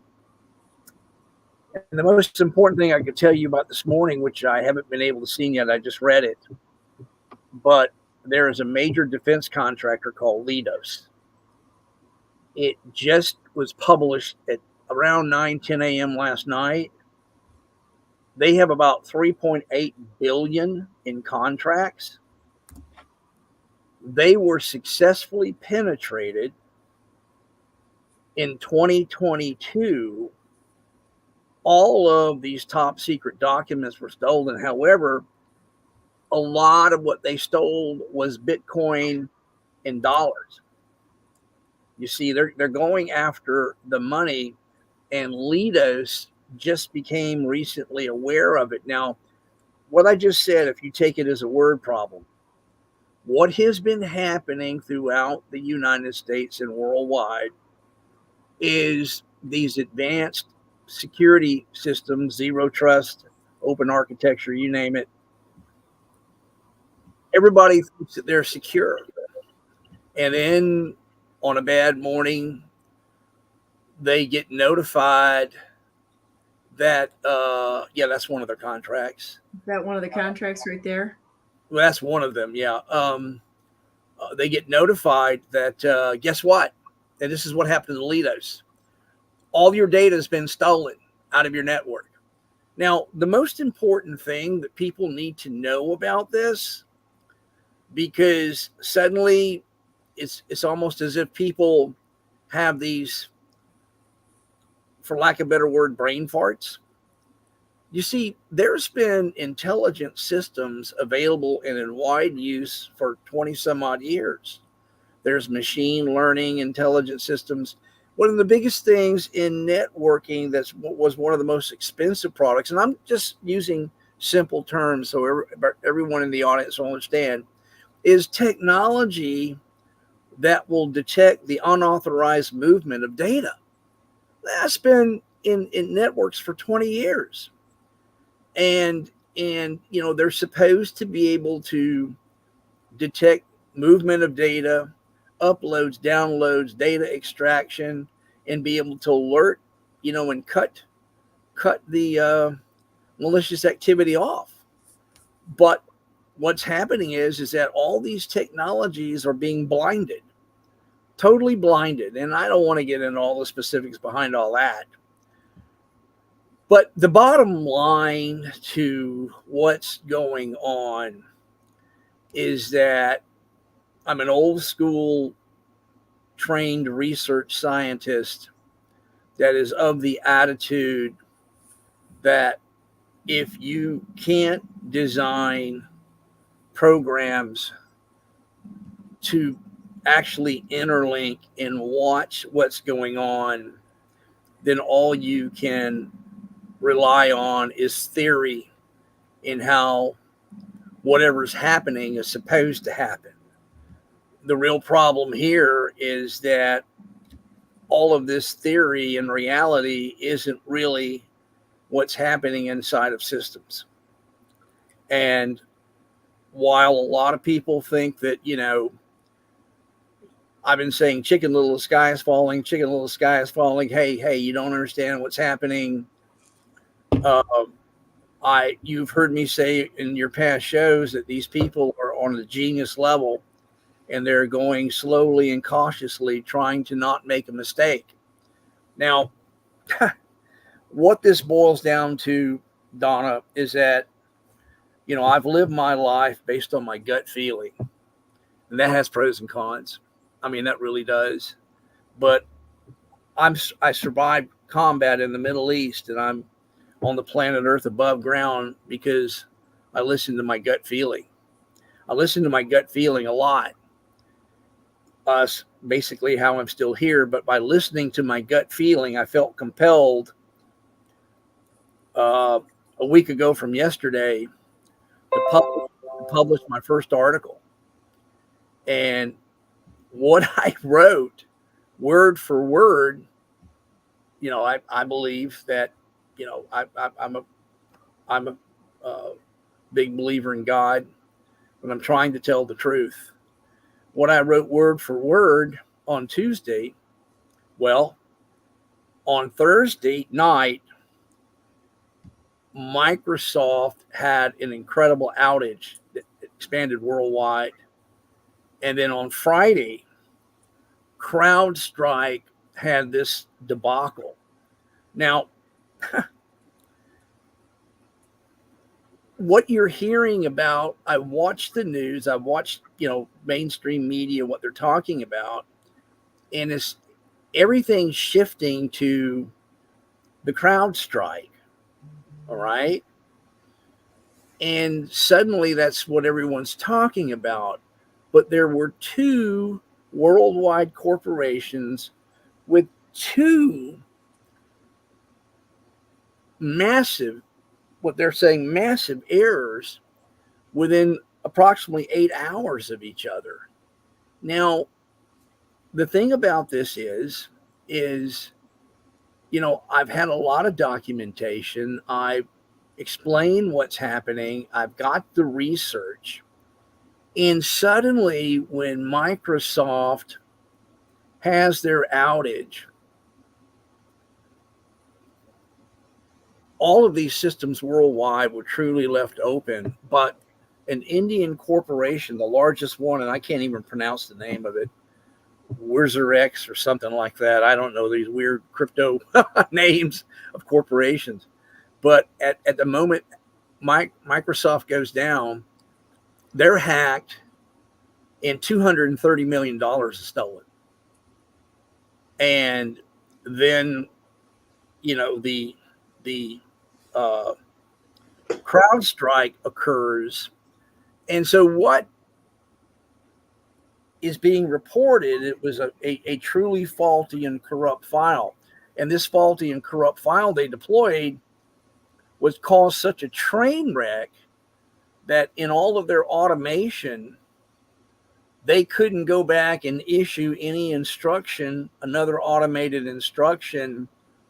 They could not do that because that corrupt file got into systems, and it literally took IT administrators to manually go around to each machine and somehow boot them and remove the file. Now, you're talking about, just a series of cascading events, but when these corporations go around to manually fix the machine, they use a CrowdStrike product to boot the machines into safe mode, and they couldn't even do that because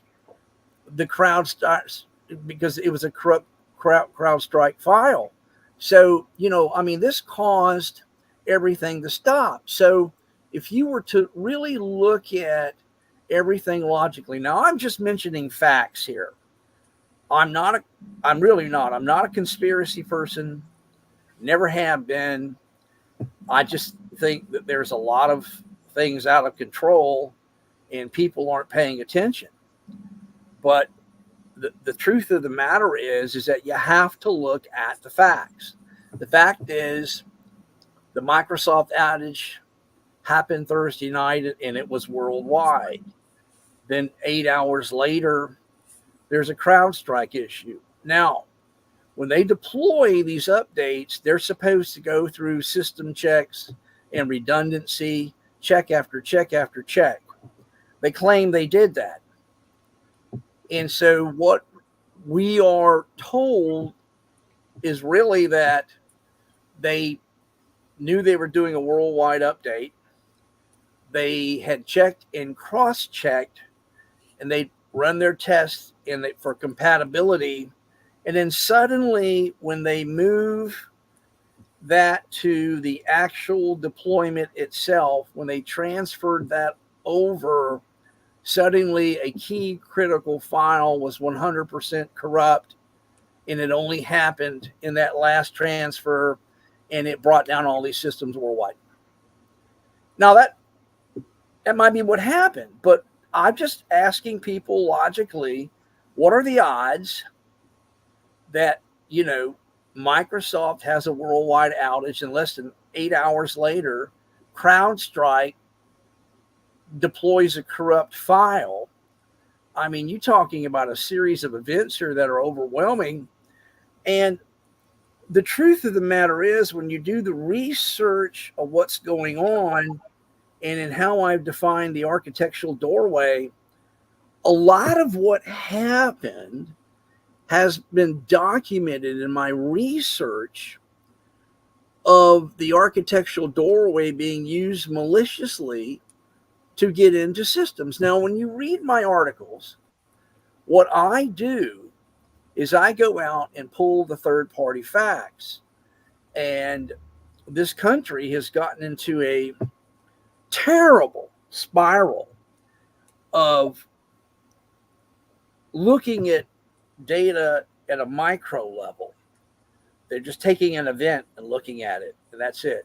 But when it comes to looking at these events at a macro level, where you look at all the pieces happening and all the things that are really going on, when you read my articles, it's the macro level.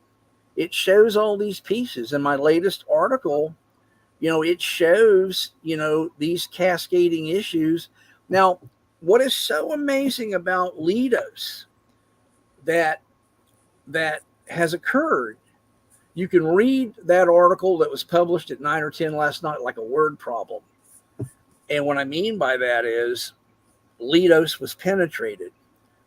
It triggered nothing inside of their advanced architectures, and they used the most advanced zero trust linked into the Pentagon. Nothing was triggered.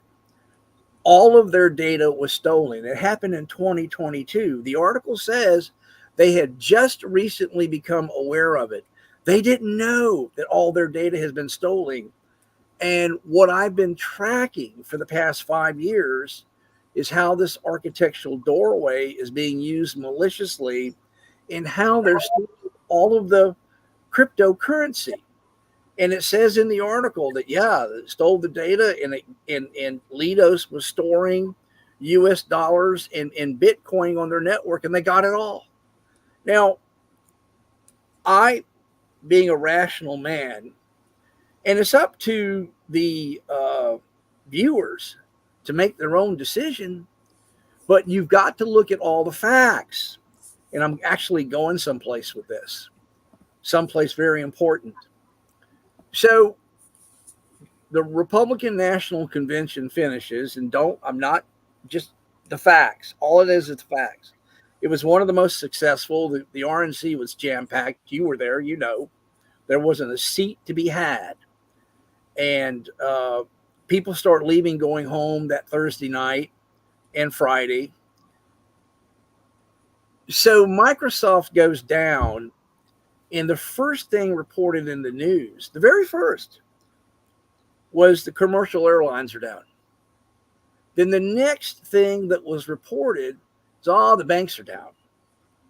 Okay, and so you look at, yes, the RNC was over with.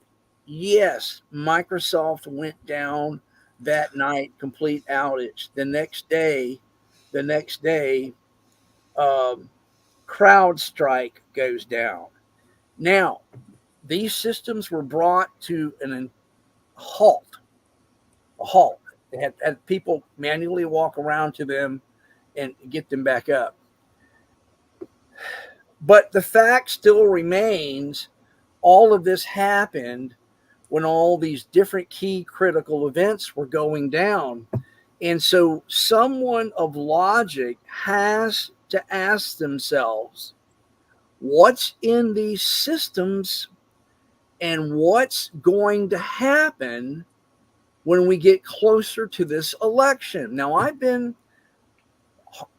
trying to be as professional as I can be to explain to people what I see happening inside of these systems.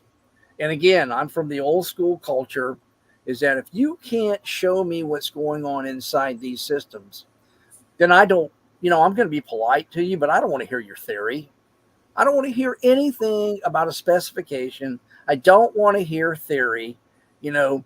Write me some an operating system utility that can intercept these events and show me what's happening. And if you can't do that, then I'm going to be polite and smile to you. But, I don't want to hear it. Yeah, stop wasting my time type of thing, Well, right? And believe it or not, that was the culture of the engineering environment that I was trained in. And that's how we became number one in the world. All right. Now, I think our economy is like 12th, 13th, 14th, some ridiculously low number. But so there are things happening, and I have spent so much time. I actually have a solution, a proprietary solution that can monitor all of these events that took me years and years to create. And so what I'm trying to do is make an honest dollar, an honest buck, if you can still do that in this country. And I have some technology, and I've already done it before. I have the track record. It's, if you go to my LinkedIn site, I've reposted the articles. What's happened with me is that, and I don't know how this happened in my career, but I was basically covered in or featured or main article in every major magazine except for Wired. And since I've discovered this architectural doorway, my articles are essentially vanishing off the internet. And so, the one where I want to show people, what I did, for the White House and for the Weapons of Mass Destruction Commission, which is managed and run by the CIA, I've reposted the article. And at the last 3 paragraphs of the article, and the article is pretty amazing read from the aspect that to this day, some government executive found out what I did, and they went to Federal Computer Week magazine because they wanted this to get in the public, that there was a technology that basically shut down offensive operations. And to this day, I don't know who did this, but when you go through the article and read it, the writer keeps talking about government executives that want to remain anonymous. And so the obvious conclusion behind that is that they did not want the NSA to find out who they were. I mean, the Weapons of Mass Destruction Commission was a classified program, and they leaked this and brought the writers in to watch this happening. And it's the most amazing article, the last 3 paragraphs. Very short. It actually says that what I designed for the White House worked so well that it caused a debate amongst government executives on whether or not they wanted a product that secures Windows available for worldwide use. It actually says that. It actually says that. Okay. Then the second to the last paragraph says, but those whose jobs are to, I'm paraphrasing here, to break into computers, offensive operations, they don't want it to be used. And then the very last paragraph says, on the other hand, those whose jobs to defend networks, they want to use it and deploy it. Well, I'm the guy that started the big fight between the government groups. They're split into 2 groups. The offensive people that spy on networks that break into computers, and the defensive group. Well, I shut down the offensive group, and and I'm very proud of what I'm about to tell you. The NSA doesn't like me, and I don't like them. All right. I don't like them at all. I think most of these so-called cyber hackers is a cop-out. I believe in strong defense systems, and I believe that if there is a network defense system that's truly effective, then you better go find an offensive hacker that's smarter than the people that wrote the defense system. All right. I don't believe that, okay, we got to leave an open door so our hackers can come through. That's a bunch of bull crap. And I just never have seen eye to eye with what the fools in the NSA do. I really don't. And let me tell you something else about that. What leaving an opening is called a back door. And every major university in our country has come out and publicly stated, especially MIT, that all back doors are found. If the NSA can get into your computer, so can everybody else. So I never designed defensive systems of that attitude. I'm not a professional. I don't kiss rear ends. It's just, we've spiraled into a situation to where all of this technology is developed overseas, and you have people working IT. And what blows me away is that you have all of these, and I don't like to use the term expert. I don't know what that means. Okay. There's so many moving parts of these systems. But I ask you a very humble question. And that is, if all these people are as smart as they claim to be, and they speak in this wonderful vocabulary and syntax, and they make you think that they can modify the space-time continuum anytime they want. They're so much smarter than Albert Einstein. Then with all these people running around the United States, how did these systems all go down worldwide at the same time? I think one of the other things too is that anytime that you've got an offensive versus defensive, anytime that you're trying to defend a computer or a network, it's an asymmetric issue. There's a big word. There's a big word, asymmetric. Where you can defend all you want, but your adversary has effectively infinite time to experiment to find the holes in your defenses. They have infinite time and infinite effort.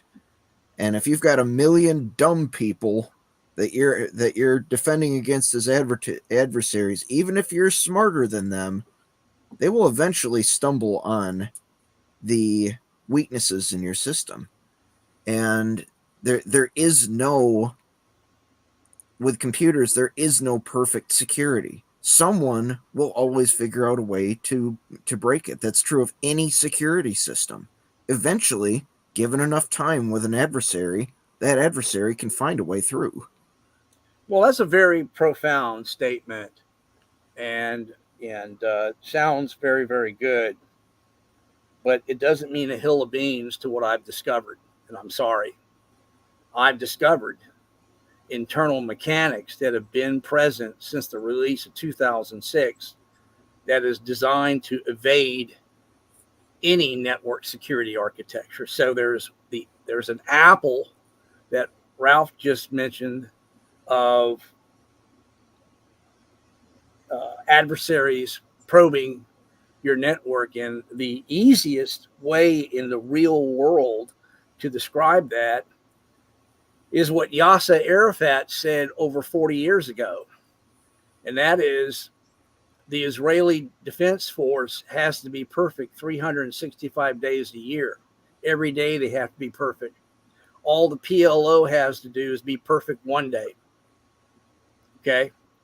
That's, just the oldest battle tactic in the world. But it's one thing having a secure, truly secure architecture and people probing. It's another thing when you have a corporation say, okay, we're going to design inside of all these systems how we can evade anything and everything at any time. And that's what I've discovered. And It's intentional. It was with foreknowledge. It wasn't a mistake. It's the most genius engineering I've ever seen in my life. And these people are not stupid at all. And so there's also a dumbing down of how these operating systems are certified in this country. And that is when I as I wrote in my, that was published in the first article about me, I wanted to do the right thing when I discovered all this. And the people in the Pentagon, the senior executives that report to Capitol Hill, they know who I am. Oh yeah, they do. And when I was trying to get an audience with them to tell them what I discovered, they know that I was in combat in the Middle East, and they know obviously I'm still here. But when I was trying to explain to them what I've discovered, and these people have above top secret clearances, and there's levels way above top secret, they thought I had lost my mind. They gave me 30 minutes. And so I went through 30 minutes and I showed them what I discovered, and they had their cameras on. The body language was incredible. You could hear a pin drop. And, these people that are actually supposed to have the need to know, they did not know this was in the systems. I don't want to get these people in trouble, but people at U.S. Cyber Command, whose job is to build offensive weapons that interface with the programmers at the NSA every day, they didn't know about what I discovered. So I asked the obvious question: how in the world that what I discovered, how did it even get into the Microsoft operating systems in the first place? How was all this certified? Logical question. I was told by a person that the way operating systems are certified for use by the NSA and NIST has changed dramatically. The evaluators that certify these operating systems are given a checklist. And the checklists are questions, and they have either a yes or no box. They are to adhere to the checklist, and that is the scope of their evaluation. They're allowed essentially no fluid thought. They go through the checklist, yes, no, yes, no, yes, no. And I suppose if you get enough yeses, it's certified. I suppose if you get a few no's, things have to gone back. God help me, I'm spitballing with common sense, but that's the way things are done. And there's been so much that's changed in government, because even in all these agencies, everything is so compartmentalized. And, I think a lot of that, I'm just spitballing here, but, all of this is a result of got a guy like Edward Snowden who's sitting in Hawaii, and he's running a database, and he's got a security clearance where what was he back then? I don't know, 25, 26, 27, something like that. And, it used to be only at the top of our government that there were literally security clearances with the ability to laterally move throughout all of the classified programs. That's where the term need to know comes in. You may have a top secret clearance, but you have a top secret need to know only in your lane. But here's this kid sitting in Hawaii that's managing this database that has access to basically everything that's happening, all of it, and he can see it. And so, I think a lot has changed for it all to become more compartmentalized, but it's like the pendulum swinging back and forth. It was too much one way, and now they've got it compartmentalized the other way. But we're in a mess, and designing the technology that I've come up with, it all goes back to Microsoft defeating the monopoly lawsuit against them to have them broken up that started in 1999, going from memory now. So, just somewhere along those lines. And the bottom line to all of it is that how Microsoft was not broken up was that they had to agree to allow competitive products inside of their system. So in order to do that, they had to publish specifications. Well, So they still controlled the whole game. well, the thing about it is that there's a rule of thumb. I've designed in Microsoft my entire career, all proprietary code. I don't use open source. Okay, I just don't believe in it. I think open source on paper, open source is perfect.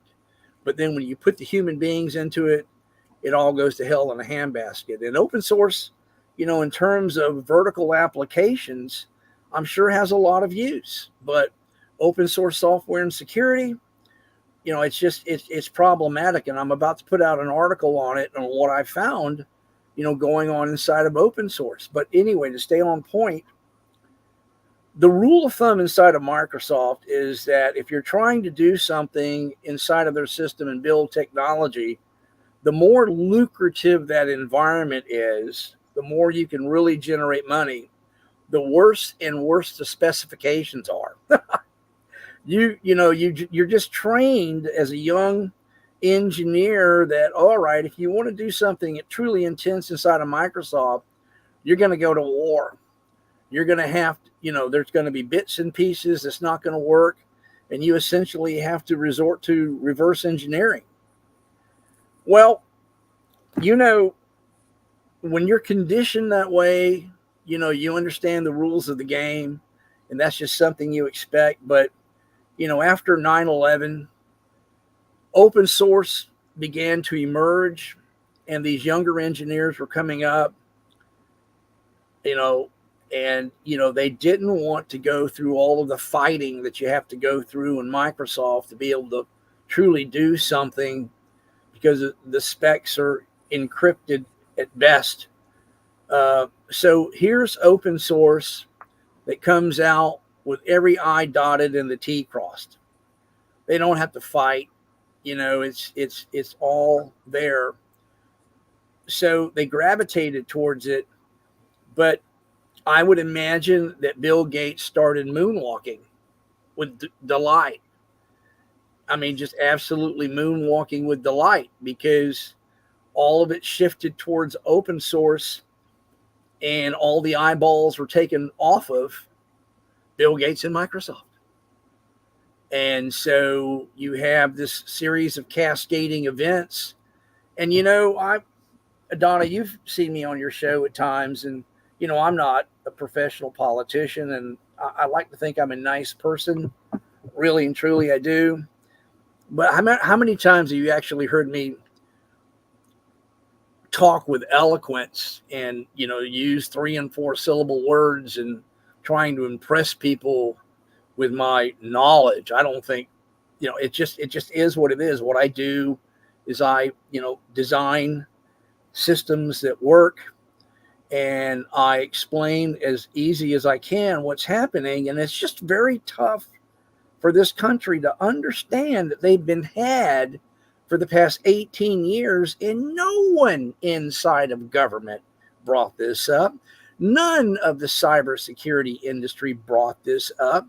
And now we're sitting in this situation to where the only logical conclusion that you can come from or take away from this situation is, first of all, the question is, how much trust, because of everything that's happened with these cascading events, how much can you trust it?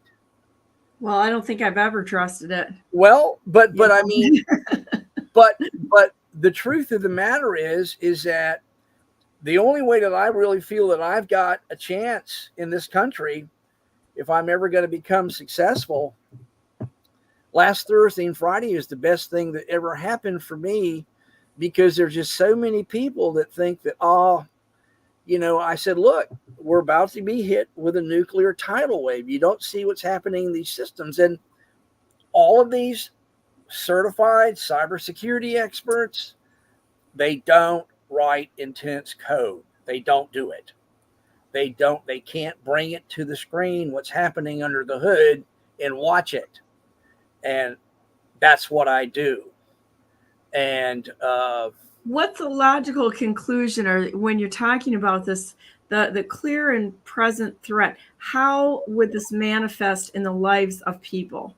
well, the truth of the matter is that you have a series of events that started, and the ramifications are still being felt. And first and foremost, common sense, again, God help me, you don't know what's inside of all these systems, since there was an outage with no security for several hours. Now, look, there's a lot of people backtracking now and saying, it all came out. When you read my article I published here yesterday, I included several screenshots because the powers that be came out and said they're open and susceptible to attack. And then there's a lot of retraction, all that, and I don't want to go down that silly road. But you don't know what's inside these systems, and these massive organizations. And if you do research as of today, as I published what I published yesterday, now it's coming out in many articles. How can these organizations be trusted? So we don't know what's in all these Microsoft systems. We know it took out the U.S. government. We know that. The Department of Homeland Security was taken out, okay? Government systems were brought down. Now, that means, what government systems brought down, so that obviously implies state and local government. And our election voting systems are connected to the internet. They went down in Arizona, and we could see it. So we don't know what's in these systems. Now, if you want to take the road, the opinion that, okay, everything's all right, well, that's great. That's your opinion. You're entitled to it. But if you looked at the series of events that happened, this never happened before, and all this went dark, what do you think? Now logically and practically, and it all pivoted around these events suddenly happening with human error, and it's just a fact. I'm not implying anything. When the Republican National Convention was over, it's just a fact. That's a fact. Now, suddenly, what do you think is going to happen if there are more of these massive human errors that happen closer to our election? So what is the only thing that you can do? You've got these organizations that are having these incredible human errors, and it's bringing down everything. In logic, in pure logic, all you can do is introduce a neutral new technology. It's something that is there to monitor. You can't go back to these same organizations that have had these massive catastrophic human errors. You can't, because it's coming from them. So, I've designed a solution, a neutral solution, to where I'm not partners with Microsoft, CrowdStrike. I'm not partners with anybody. And what I've done is absolutely 100% legal, that you can deploy and monitor what is happening. Now, the best part about me is I have a combat veteran certified business. It's a really small shop. I've got no foreigners, U.S. citizens, and our priority is looking out for American citizens and American corporations. That's what I do. And, I'm not going to hire anyone that has a green card or anyone. I'm 100% American. And so these events that are unfolding, I mean, if you want to blame me, If you want to take it out on me because I'm, crying wolf, after last Thursday and Friday, I don't think it's possible to cry wolf. Well, I appreciate all you're saying too. Ralph, do you have any way that you want to weigh into this? Well, I guess the thing that I saw with And I think crowd we have to have a brutal discussion on all of this, quite honestly. the thing that I saw with CrowdStrike is that CrowdStrike, that the file that was deployed was basically filled with nulls, which caused the systems to just basically immediately crash. And that was in a ring 0 privilege level, but which basically it for a lot of security programs, they say they have to be in a ring 0 security level, which actually kind of goes back to that goes back a long ways. If you watch the original Tron movie, they kind of reference that fact. But that's not the only thing that runs in a ring 0 privilege level on a Microsoft system, or really on anything with a monolithic kernel. You've got a lot of the drivers run in that same privilege level. Not just, I mean, You need to have respect for what somebody says here, because I think we need to really go through and dig down on this. Microsoft has kind of pushed toward trying to move at least portions of drivers into user space, and Linux has as well. But there's still a substantial portion of device drivers that run in ring 0. And so all of the stuff that people plug into their computers that they buy on Amazon and plug into them that have come from China, do you know where do you trust every single vendor of every component of your computer to not have a vulnerability? And then you've also got all of the processors are backdoored anymore with the secondary onboard management components that are in both Intel and AMD's processors, as well as in a lot of the ARM processors now too, that have direct network access. There's stuff that's backdoored in computers basically all the way down.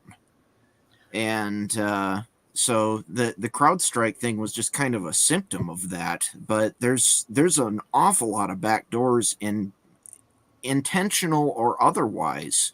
I think there's both in nearly every technological system.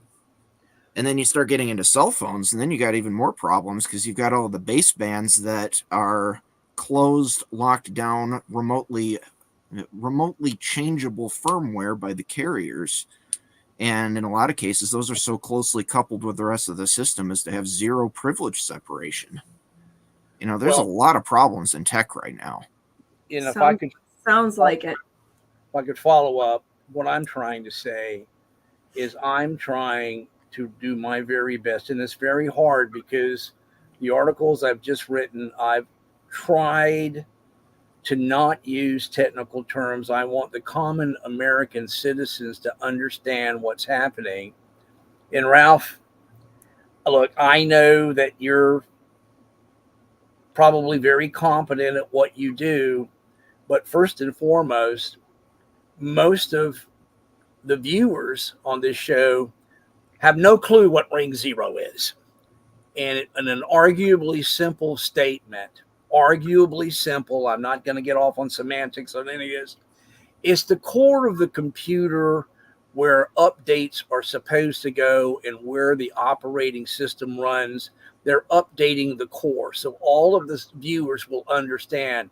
So what is happening, and what he just said, is the core is being updated. And when he said that nulls were in the CrowdStrike file, what he's saying is that for all intentional purposes, arguably simple, they deployed a file that was meaningless, totally meaningless. And so the question is, with all of the checks they were supposed to go through and to ensure that this worldwide update is proper, for whatever reason, at the last step, this critical file was replaced with a meaningless file. Meaningless. How did that happen?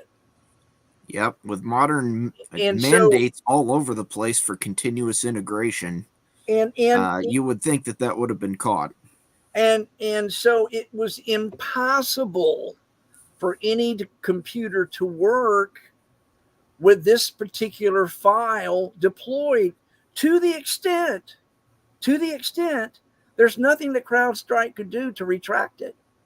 They had to have people walk around and manually every computer. And So from what I've seen too, anyone with BitLocker enabled, it was so because it's a Ring 0 loaded module. To even be able to clean it out, anyone with BitLocker had to unlock the BitLocker to be able to clean it out. So if people had auto booting computers and they didn't have their recovery keys for BitLocker, there were several places that ended up having to dig up their recovery keys for their drives. It was a mess. The thing about this is, in order for your audience, Donna, to understand this, to understand what's happening, there needs to be the use of computer terms removed from the scenario, from the environment. They need to understand in simple terms. And my articles are written in such a way to where, and I wrote this in my articles, it's meant to be understood by people who have never used nor will ever use a computer, because it's too critical to our nation. It's too critical. And if the so-called experts want to sit around and have a conversation, trying to impress each other over their verbiage and understanding, I've had enough of that to fill 10,000 lifetimes. I'm tired of hearing that.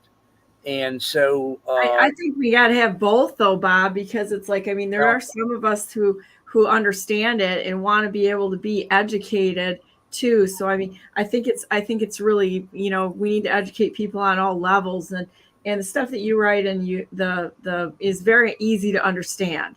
And I really appreciate that, because there is so much, as you said, in order to keep up with cyber anything right now, it's almost impossible because it's changing so quickly. But I do think that there's quite a few people out there that do have, our audience is fairly educated, quite honestly. And there's people out there that I think they kind of like both sides of the discussion, because it is, it can be relevant and we can learn things along the way. You see, this is where I kind of disagree, and it's okay. I mean, a professional disagreement. You see, I happen to think that not much changed at all, because I'm digging inside the operating systems. And when I have, what I see in the backbone of these operating systems are communications protocols that haven't been changed in 40 years.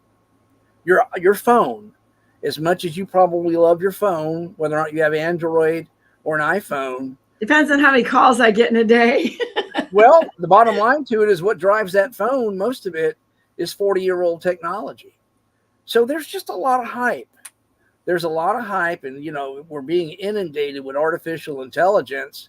And the truth of the matter is that's open source, available on what's called GitHub. It's a website where you go out and you get free programs. And this artificial intelligence that everybody's just clamoring over is in the hands of China, Russia, North Korea, and Iran, and everybody else that hates our guts. You know what I really think is going on with the AI out there, honestly? I think that the problem is that they're moderating it, is to your point, in other nations. But if they actually open source this stuff, I think they're scared to death that it's going to actually tell the truth, because the stuff is out there and it's based on statistics. Well, I have another.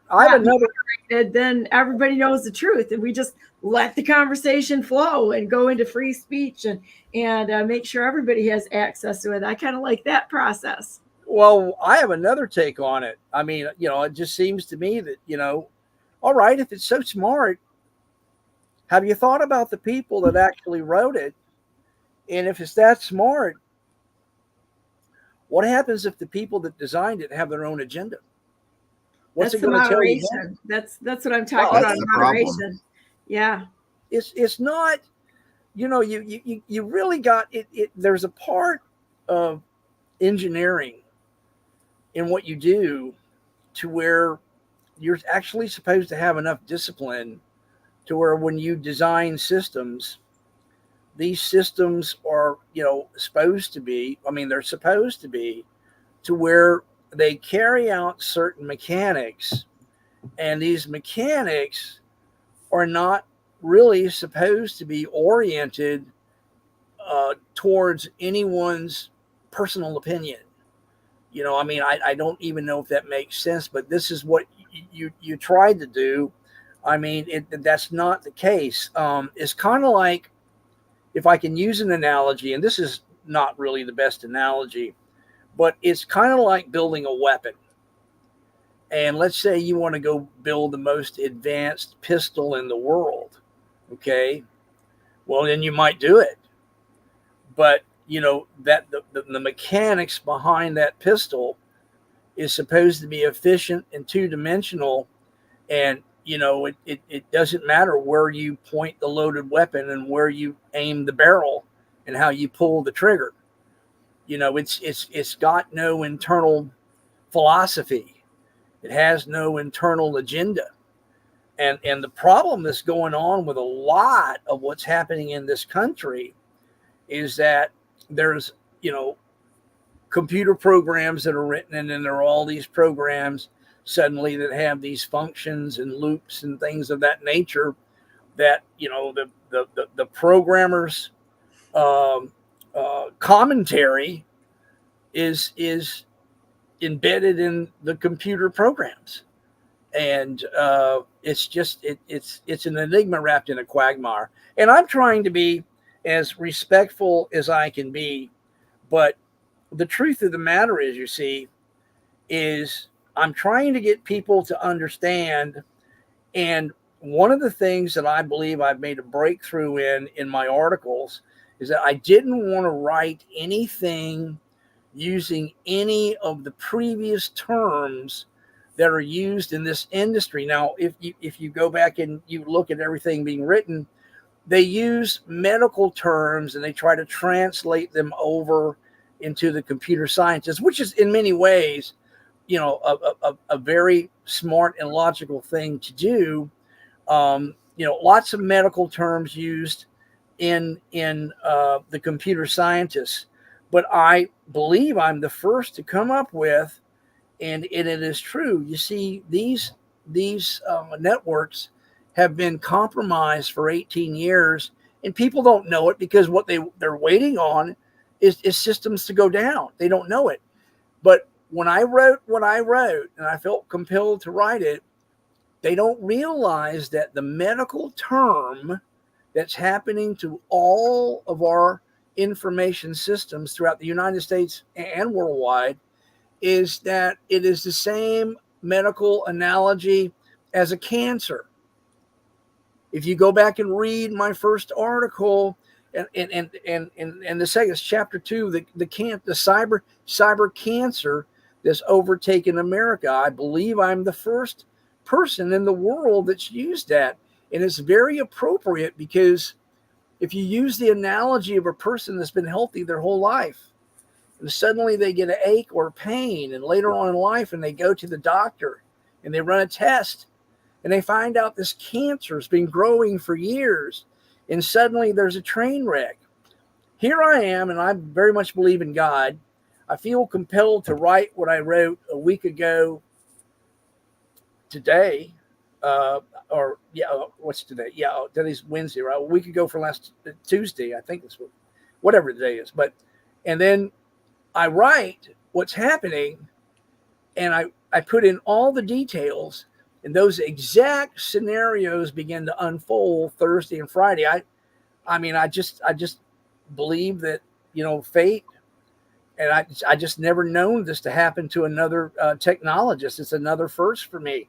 But the bottom line to it is a cyber cancer has been going through our networks for years. there are people out there. Some are smart enough to know what's happening.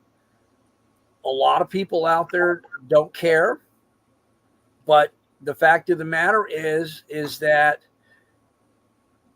you have to make a decision for yourself as to what are the odds, what is the probability, what are the odds that a worldwide corporation goes down and has an outage, and then the next worldwide corporation goes through their checks and they deploy a file that file will knowingly shut down the world. All this happens inside of 8 hours. You have to come to your own conclusion to whether or not that you believe that these perfect storms, these people all had these incredible brain farts at the same time. What is the odds of that?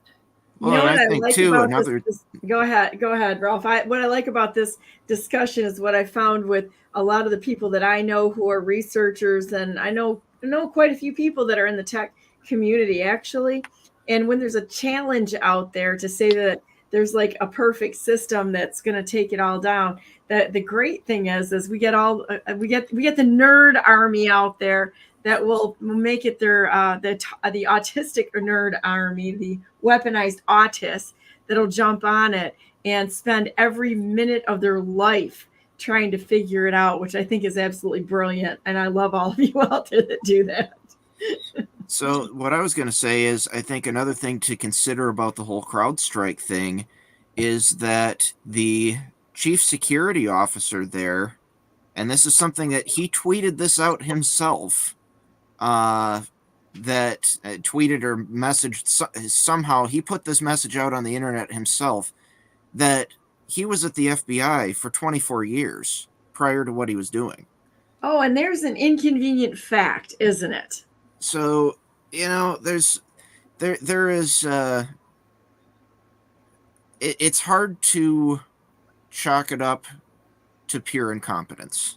I'll put it that way. And I tend to think, though, that the security problems with computers go back way further than 2006. I don't think we've had trustworthy computing since at least the 286 processor. Well, I tend to, I miss the days of my Apple IIe where you could actually understand every transistor in a 6502 if you wanted to, and you could disassemble the entire operating system and step through it and examine it all. Same goes with my old Heathkit computer. That runs on an 8080, and that's even still a little bit complicated for me, but pipelining really screwed up a lot of stuff. But that's, I guess what I'm getting at with what I was saying earlier is, I tend to think that no computer is actually trustworthy anymore. No modern computer. And they're compromised at so many different levels that... You're right. But there's a term that I've waited, Donna's been kind enough to let me speak. There's a term I've been waiting to use at the end of the show. I think we're probably getting close. And if I can explain the term, all of this pivots around is legal liability. So you're damned if you do and you're damned if you don't. There is no way on the planet Earth that Microsoft or CrowdStrike, that they're actually going to initially come out at the moment there's this type of catastrophic failure and say, oh, we were hacked. The lawyers wouldn't allow that to happen because of the legal liability. Now, what's happening, they essentially have to make a choice. Okay, well, we don't want to be sued because we're a hack, because we could lose, or we come back and say, hey, this was a human error, all right, and there's going to be legal ramifications for all of that. They're going to have to deal with the legal consequences. CrowdStrike stocks already dropped, I think 10, 13, 14%. But Oh, on that note, one other thing that I saw, and this is something that I have not independently verified, but it would be pretty easy to falsify this, so I tend to believe it, is that chief security officer also reportedly sold 4,000 shares of stock just a few days before everything went down. It's damning our whole government is what it is, because they're involved in this. It's the whole thing is just one nasty little surveillance state mess. the reason why I believe that I'm interpreted by people to be a royal pain in the rear end is because I see what's coming, and it's bad. And the bottom line to it is, and I've said something, Donna, on your show earlier, and I'm sure it's annoying to a lot of people that hears this, but Bill Gates is moonwalking and laughing his ass off. He is, because the way this country, the culture of this country doesn't want to sit down and read anything any longer. They want everything summarized. Give it to me in a short paragraph. There are so many moving pieces and moving parts to everything that's happening. And when you go back and you look at the articles I've recently published, I wrote them in the context of see the dog run. And I only covered what is necessary. I didn't go into anything else. And I explained it in terms of see the dog run. And those articles are 8 and 9 pages. And it's all critically important information. I revised it, and revised it. And I cannot get people to sit down and read, even if it's in front of their face. And I want to say one last thing about what I've experienced, and I don't want to mention the person's name. All I'm going to say is this. There is a person at an incredibly prestigious university. This person graduated magna cum laude in the computer sciences and engineering, was his bachelor's degree. He received a magna cum laude in his master's degree. He magna cum laude in his PhD. He is the chair over the College of Computer Sciences and Electrical Engineering. This person on the planet Earth is never made below an A-. I am not that kind of person. I got my degrees. I went into the real world. I talked to this person about what was going on inside of Microsoft. Very humble, knowing the esteemed academic environment where I'm probably not smart enough to even go in and take the test, much less this guy aced everything he's ever touched. So very humble in talking to this guy. And it was a man, I'll say that much, but he was an expert on Microsoft systems and in a very key area of this country, and something that's about to happen. And he made these statements to me, passing statements. And 100% of what he said was wrong. And I had to very, very politely and very, very, very cautiously suggest some possible ways of looking at things that he might want to consider. And there was a whole bunch of dead silence. And he said to me, okay, well, send me information. He said, I'm telling you right now, if you write anything into me longer than a paragraph, I'm just going to put the email in trap. I'm not reading anything more than a paragraph. That's what he said to me. So obviously I just hung up, never even sent him anything. There's no way on the planet Earth you can explain this in a paragraph. And this is what our culture has resorted to. Now, if people don't like what I'm saying, then accept and embrace what happened last Thursday and Friday. That's just the way it's going to be.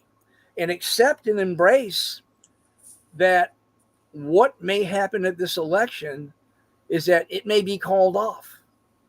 This election has a good chance of being called off because the integrity of systems have been compromised, and the election may be postponed to the indefinite future. Now, let's just fast forward for a second to the election and think about that happening. But then let's go back to a week from last Monday. Everybody was at the convention. The world was going on. Everybody thought everything was okay. Then what happens?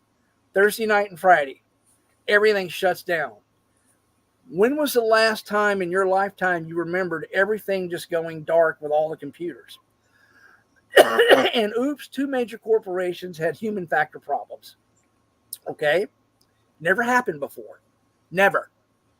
And so suddenly, what I'm saying now, so if it happened last Thursday and Friday, how do you know there's not going to be another human factor problem? And boom, suddenly nothing's working. When in fact, all these Microsoft election voting systems are connected to the internet.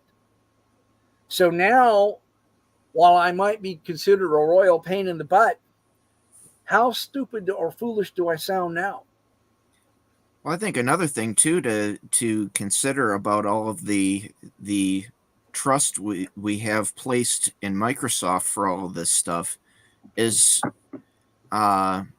you look back at the history of Microsoft, and Bill Gates, even I think he made a comment sometime around 2002, if I remember right, when the development of Windows XP was happening.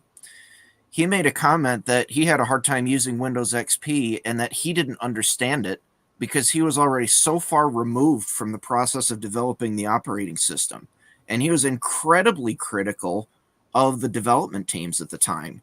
So by that point, he was already pretty much kind of pushed out of his own company. And so the questions there become, number one, how did he continue amassing a fortune after that?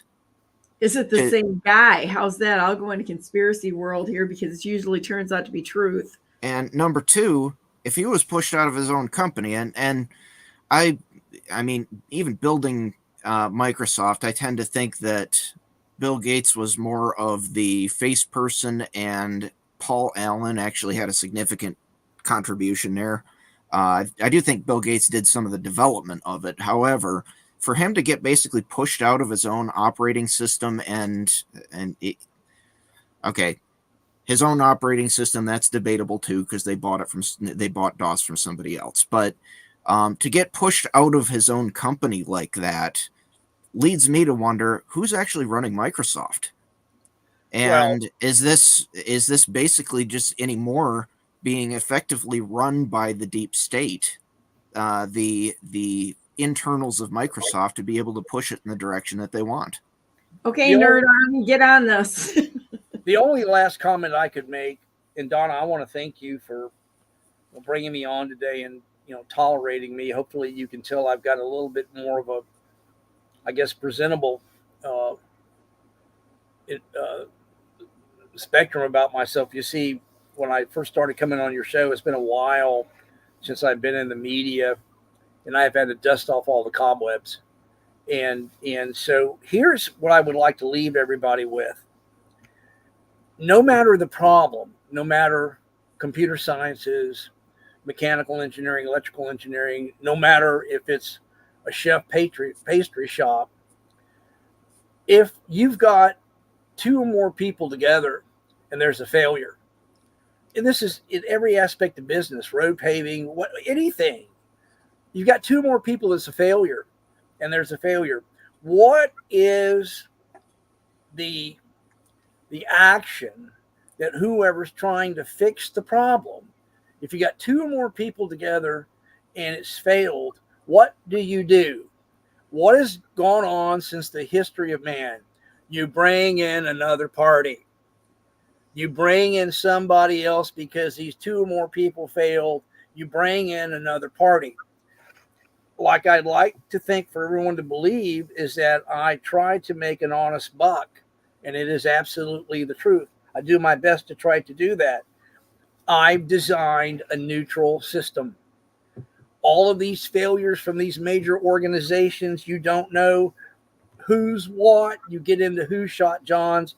the common sense response would be bring in a neutral party. That is really and truly, no matter how much people hate it, that is how problems have been fixed since the history of man. And I believe I'm the first small business or any corporation of that matter to develop any kind of core security, that's inside of the United States. And it's all now patent pending. And I'm trying to put a neutral technology that will absolutely show what's happening inside of these systems. And it wasn't easy at all. It was terrible. Terrible. To give Ralph an idea, in this particular area of the Microsoft operating system, you have to write in the programming language C. You can integrate some C++, but it's all and I'm going to use a term here, but it's called a Unicode binary level. It's all in binary machine code. All right. It's all intentional in this area.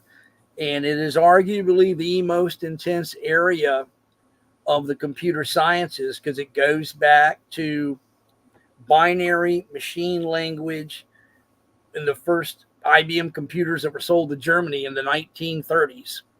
This is what they're doing inside of security of the Microsoft system, and that technique is 70 some odd years old. And there's not that many people that know how to write at the Unicode binary level, especially when the specifications are all wrong. Okay. So, I've been able to do it, and it really cost me a lot in my life, but we're in a situation to where, Donna, I'm going to ask you one last question, and that's it. What do you think after what happened last Thursday and Friday? What do you think the probabilities are that something is going to happen the closer we get to this election? My friend, I've been praying for it to happen. And if you really want to know the truth, because this whole evil system has to come down. And, it's like, that's the honest truth, because there's too many fingers in the pie here all the way across it. And we got to have a permanent solution. And so I'm not afraid of these things happening. If you're smart, you're backing up offline and having it in a copy that, that you can, even if they go in and they manipulate your data, that you have something at some point in time to be able to carry on. So for me, I'm not scared of it. I've been praying for it for years, because I think that our society is so broke right now that, first of all, if you're doing the right thing, let them spy all they want. I don't really like it. And if I could end it, I would end it today. But at the end of the day, if you're doing the right thing and you document what you have, you got nothing really to worry about. And if you do your backups, you got nothing to really worry about. So I don't want anybody out there to be panicked either, because we have options. And so for me, I look at this and I'm like going, I'm waiting for this I really hope that this whole thing goes down. I really do. Because you know what? People like you and I, and people that are just everyday people, we're going to pick up and we're going to go on. We're going to get together with our friends and family. We're going to do things that are more society or community based. And that's okay. It may not look the same, but it might be better. And sometimes I think cleaning things out isn't a problem. If we need to keep our systems up for the things that we need, to keep going and such, back up your stuff, back it up. And then if there's other options out there to protect what you have, to keep the bad guys out, back it up, keep a redundant copy that you can compare against when they got in. You've proven it beyond a shadow of a doubt that they can get in behind the system.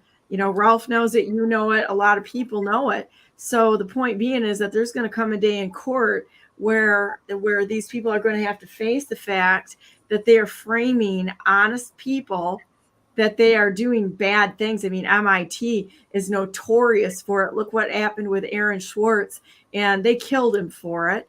He got in behind the MIT servers and found a massive network of child porn and such, downloaded it, took him 8 hours to download what he got, which tells me that they had lots of video in there. but that was MIT servers. So when we go back into that, and that started a cascade of all kinds of things happening. James Dolan got wrapped up in it. They killed both of them for exposing this stuff. But the point being is, on an individual network, we can try to protect ourselves as much as we can in this world, but we're in a fallen world, and things are not always controllable that we do. We can try to make, to lessen the damage. But the point being, I guess for me, Bob, is I've been waiting for this to happen for a long time and praying for this stuff to happen, because I think we're going to come back with a better system, and all the bad guys involved in this, they're going to be brought to justice for the crimes that they have committed. And I look forward to that day. It's going to be a little bumpy, but we're going to have people such as yourself and Ralph who have dug into things, and the nerd army out there, which I'm proud of. I'm proud of all of the people out there that have been honestly working tirelessly in these areas to keep people safe. They have pride in what they do to fight against all the bad guys out there. There's a lot of them out there. Usually they've got ripped up tennis shoes and they're working in Linux or something like that. And, in systems that are a high level and such. And I just say my hat's off to everyone who's out there who has been working against this organized crime syndicate that's infiltrated our government, that's probably got the FBI, CIA, Mossad, GCHQ behind it, all of them. And but at the end of the day, their plans are going to ultimately fail, because they are godless, they're worthless, and it's going to come to an end. And I hope that it's God himself that brings this entire thing crashing down. I really do. I pray for that day. I hope I live to see it. Well, everything you said was very correct. There's a term I want to tell your audience about. When I brought up what is the oldest way to fix problems when two or more people, they bring someone else in because they have to be there. There is actually a term that is used throughout our industries to when problems occur, to fix things. It's called red team. You can run an internet search on it. You'll see red teams all over the place. Well, our country is now in a red team mode. It really is. I mean, this self-preservation. And, what I hope you don't mind me saying is I like to invite anybody in your audience that, I'm trying to do what's right. I'm trying to make an honest buck. If they want to contact me, please feel free to contact me. This has moved into a situation to where, because of the events last week, I think it's safe to say that we don't know what's on all of these computers. There are terms out there, technical terms for type of malware that can't be discovered. All right, that people do not know what's there. What dumbfounds me over all these intellectuals in IT and security is that when there is a problem out there that they can't fix, they'll give it a term and to intellectually discuss it. Well, quit giving it, just fix it. Okay, but there's a term out there for the malware that can't be discovered, and it's called advanced persistent threat. Well, it's a threat inside of our systems that we haven't discovered. We know something's there. That term, APT, has been around, I think, at least 20 years. So what do you think happened when all this went down? I'm used to hearing the term APT usually used in a hacking sense from an external entity, and a rootkit used for an internal problem. Well, I don't want to get into all that. The bottom line to it is that there are computer programs on install that can't be detected. Let's just leave it at that. But there's different ways you can say this. I'm not going to get into some intellectual conversation over that. The point being is that they're there. They're there. And the bottom line to it is what can we do at this point? And the only thing you can do is what traditionally has been done since the history of modern business: bring in a red team. And you can't depend on the people that were managing this because of the failures. So we're in a bad situation. Um, it's amazing how many people that are going to want to sit down and just intellectualize all this and do nothing but talk about it. I'm not that kind of person.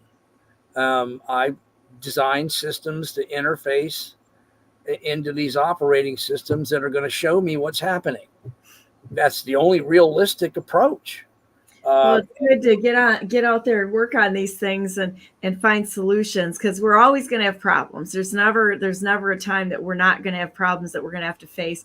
And I think that the real positive part is that there are people working on them like yourself and such to be able to address these problems and bring everything forward so we can talk about them and realize that we're gonna have something that we're probably gonna have to deal with, and what's the quickest way to deal with them so that we can have some security and knowing that it's going to be okay no matter which way this goes. Okay, and I just want to follow up one last thing, what Ralph just said about advanced persistent threat and rootkits.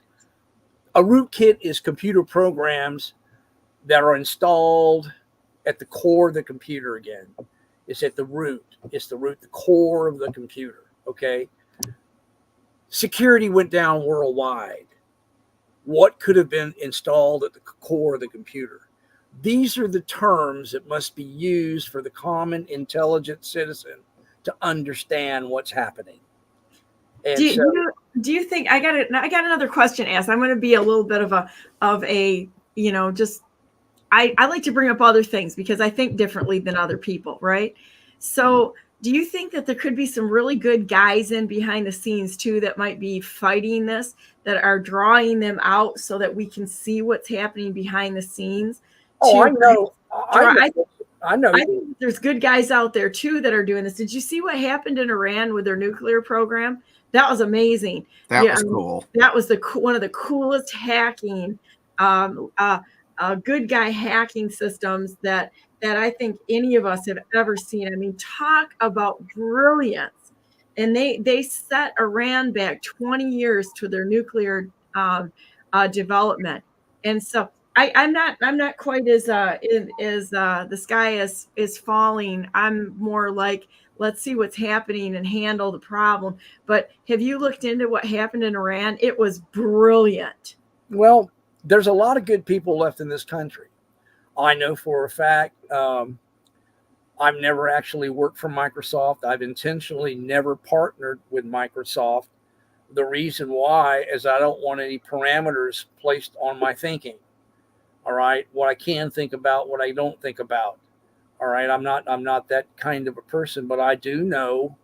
I mean, there are older people that have left, that a lot of them for years and years and years know exactly who I am.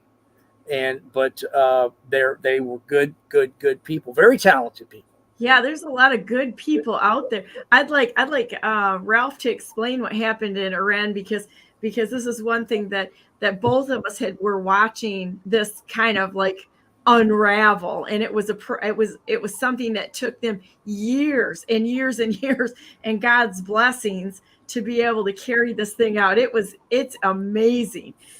Can you? Yeah, that was really cool. They give you some positive vibes for the day, Bob, because this is I believe there's good guys working behind the scenes, and this will hopefully give you some positive things to walk away with today and feel good. Well, I mean, I hope you don't think that I'm trying to paint a glooming picture. I'm just trying to express facts.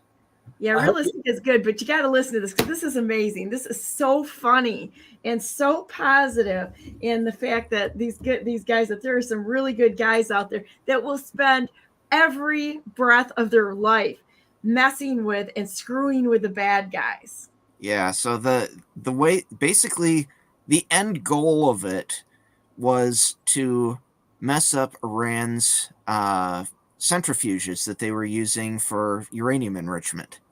And so what they did, I'm going to work backward from their goal out to how they actually implemented it. So what they did is they broke into the control computer system basically for the centrifuges and tweaked it just slightly so that the centrifuges would run up and down from their exact RPM that they had to run at to function correctly.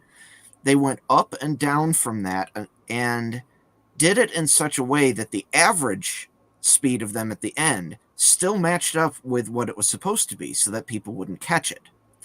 And but it sat outside of those parameters enough to screw it up and result in yields that were so low as to be unusable.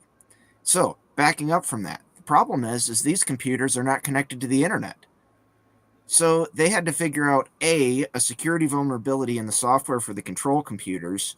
At the time, you heard a lot about SCADA systems, and that was part of what brought the attention to that was this incident in Iran.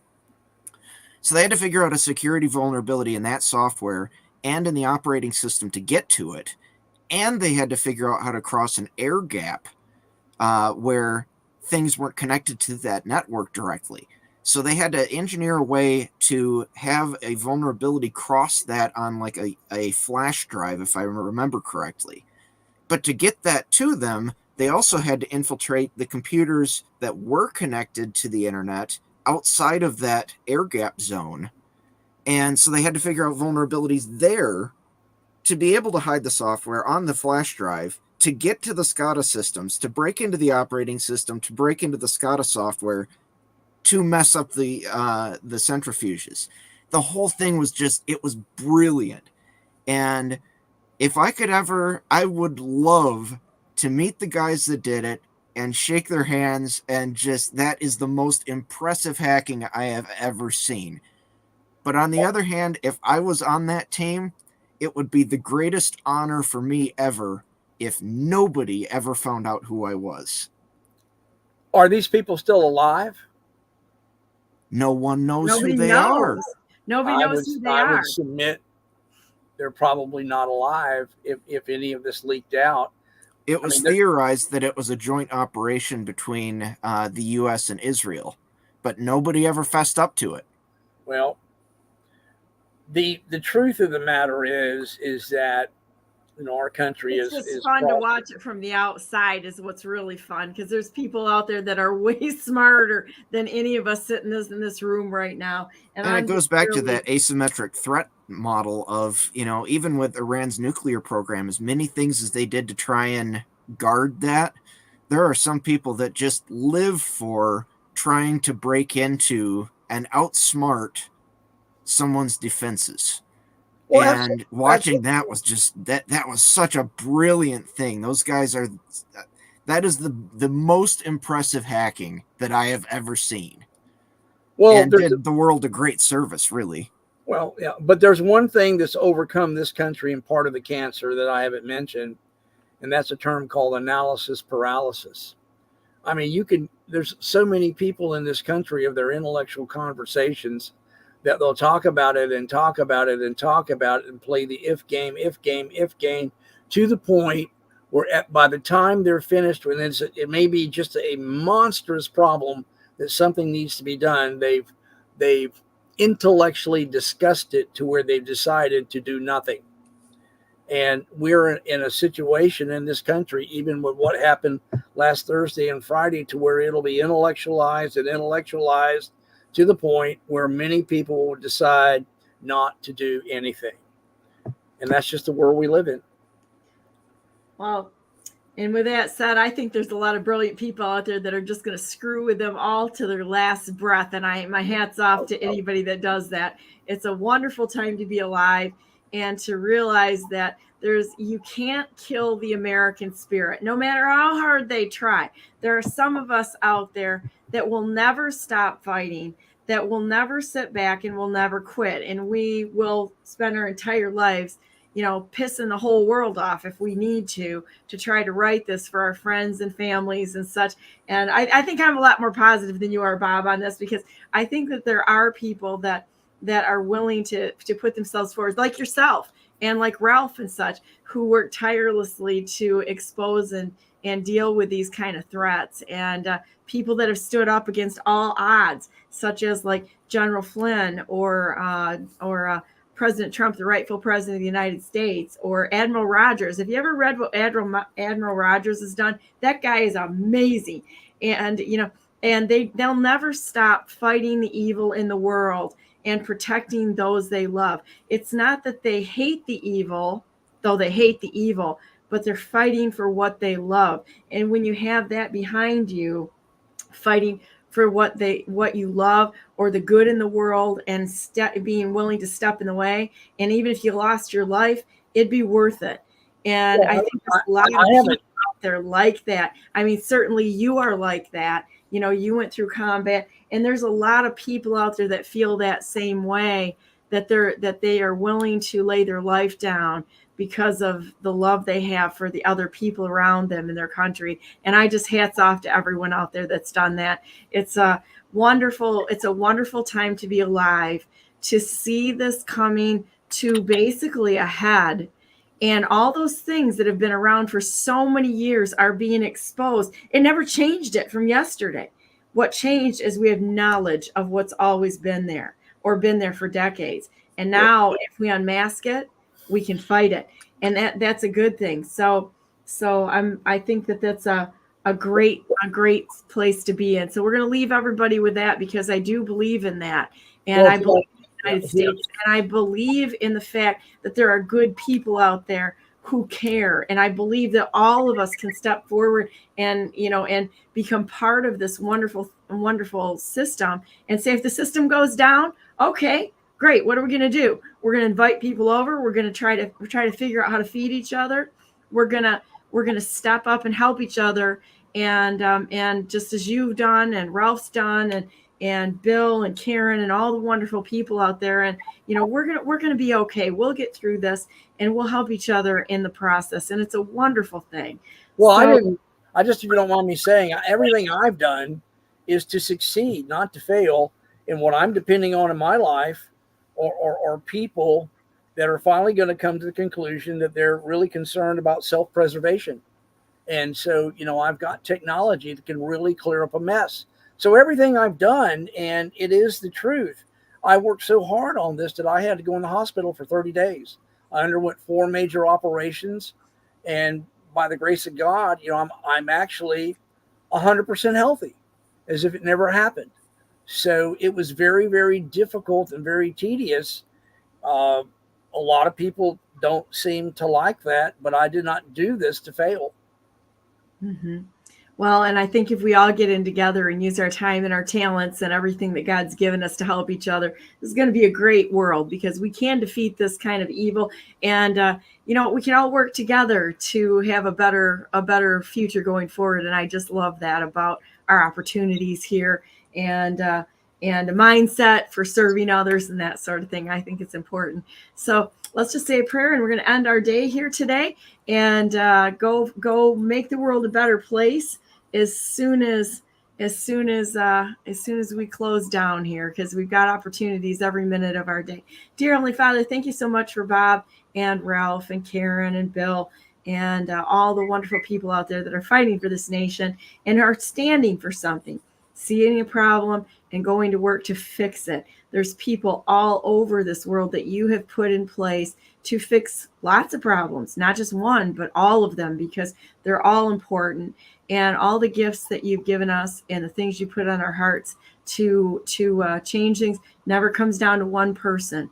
It's all of us working together and looking at each other and saying, I see you've got a problem. How can I help? How can I serve you? How can I be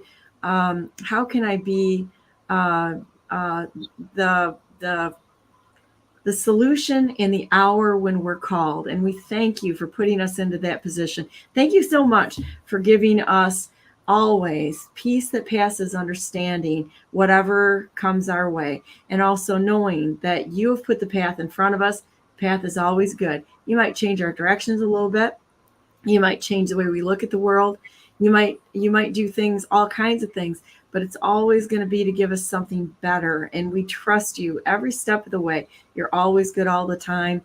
And looking forward to this day ahead of us. Even the things that are difficult, they are a wonderful gift to us, and it's all the way that we look at it and draw closer to you, listen to you, and continue to move forward as you guide and direct us. Thank you so very much for being a great friend to us. We want to be a friend to you. You've been wonderful to us. Please bless everybody out there with the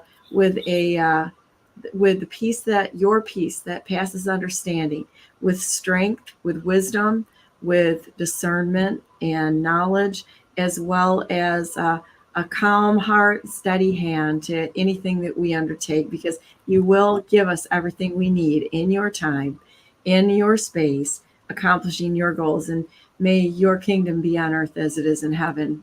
We want that. We want to be under you, not under this system of Babylon that we've been under, but following you every step of the day in truth, in righteousness, and for all good reasons.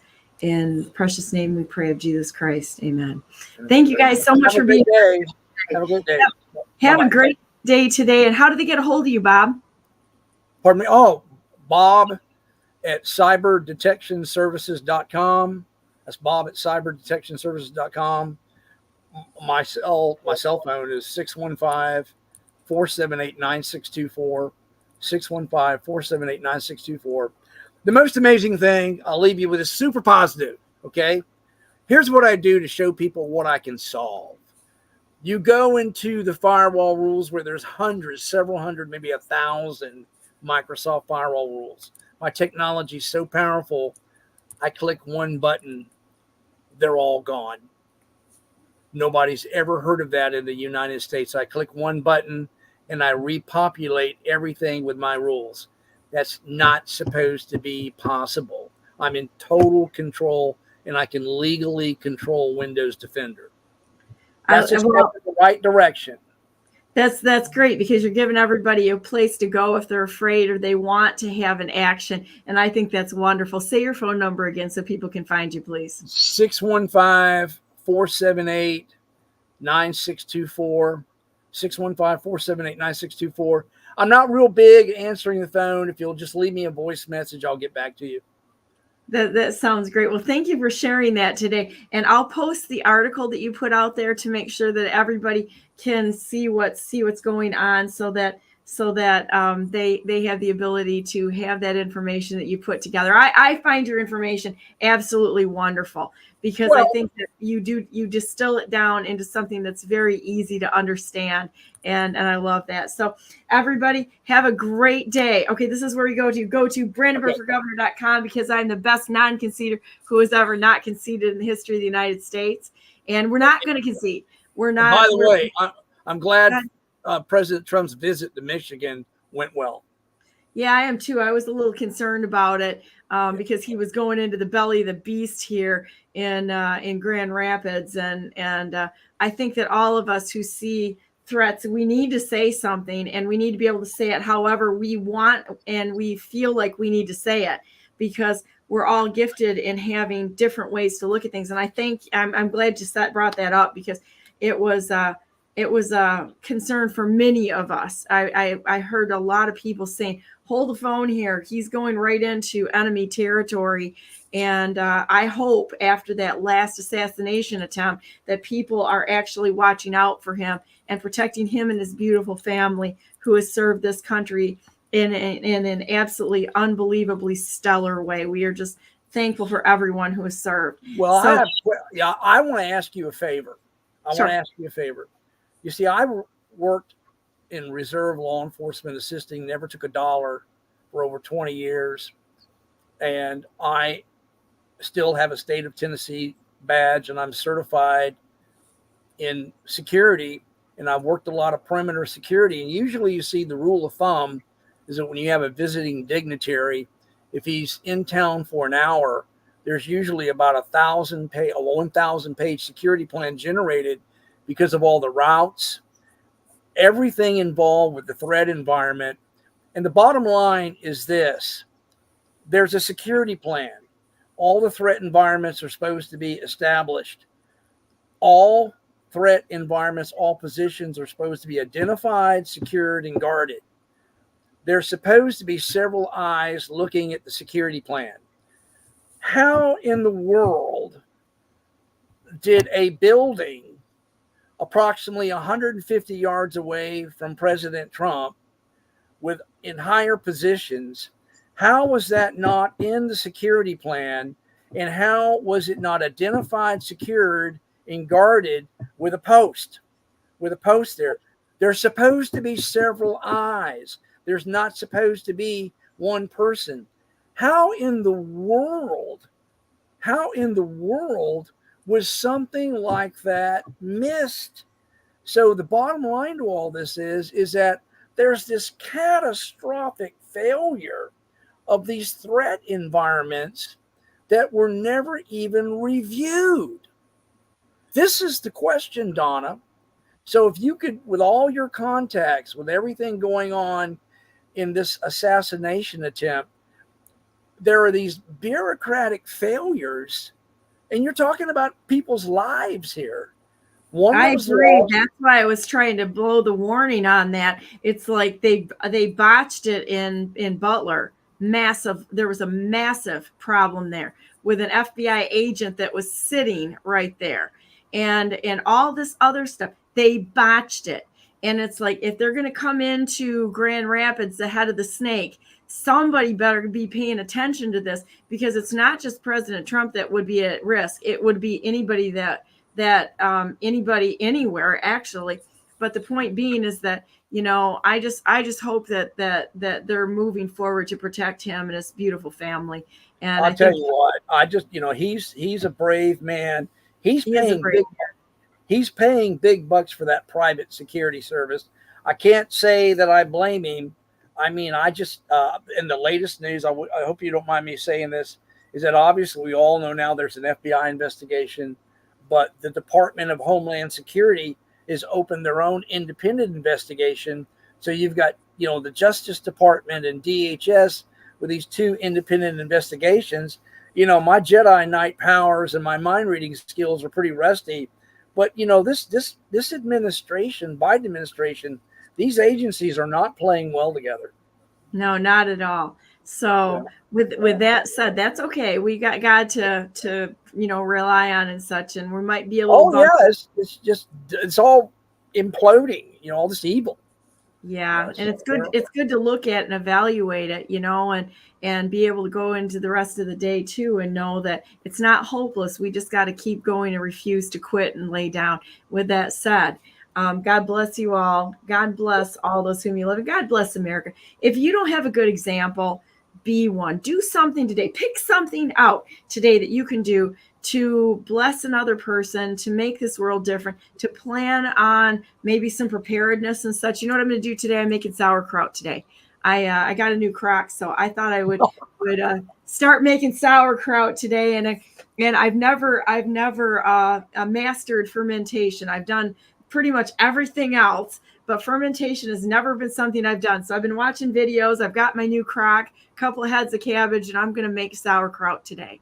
And how long does it take? Well, you can ferment it for between 5 days and 5 weeks. My dad used to make it when I was little, but I never paid attention, and now he's gone. So today's the day that I'm hoping Dad's a little angel on the shoulder here, telling me what to do. But I'm watching a bunch of videos and such, so I'm going to try to master making sauerkraut today. So that's my positive thing. So go pet your animals. Have a great day. Oh, she's right here. She's laying right here. Right there she is. There you go. Oh, yeah. Go hug. What's your pup's name? Sissy. Sissy?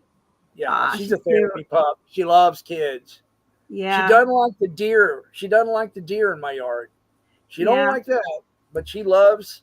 Does she help you? Does she help you with some PTSD? Oh, yeah. As a matter of fact, she's trained me. She's trained me. There's nothing better in the whole world than having an animal next to you that you can look in their eyes and see just pure love with no agenda, and they seem to calm us down really well in all kinds of situations. And I just can't say I can't say WALMART around her, because when I do, she knows what that is, and when I take her in, all the greeters take her. They love her. They run off to the eye department. They're all petting her, and they hand her back to me and say, "We just got our daily positive fix." So Aw, she's a pretty special. She's a pretty that's- special little girl. She so- loves kids. Yeah.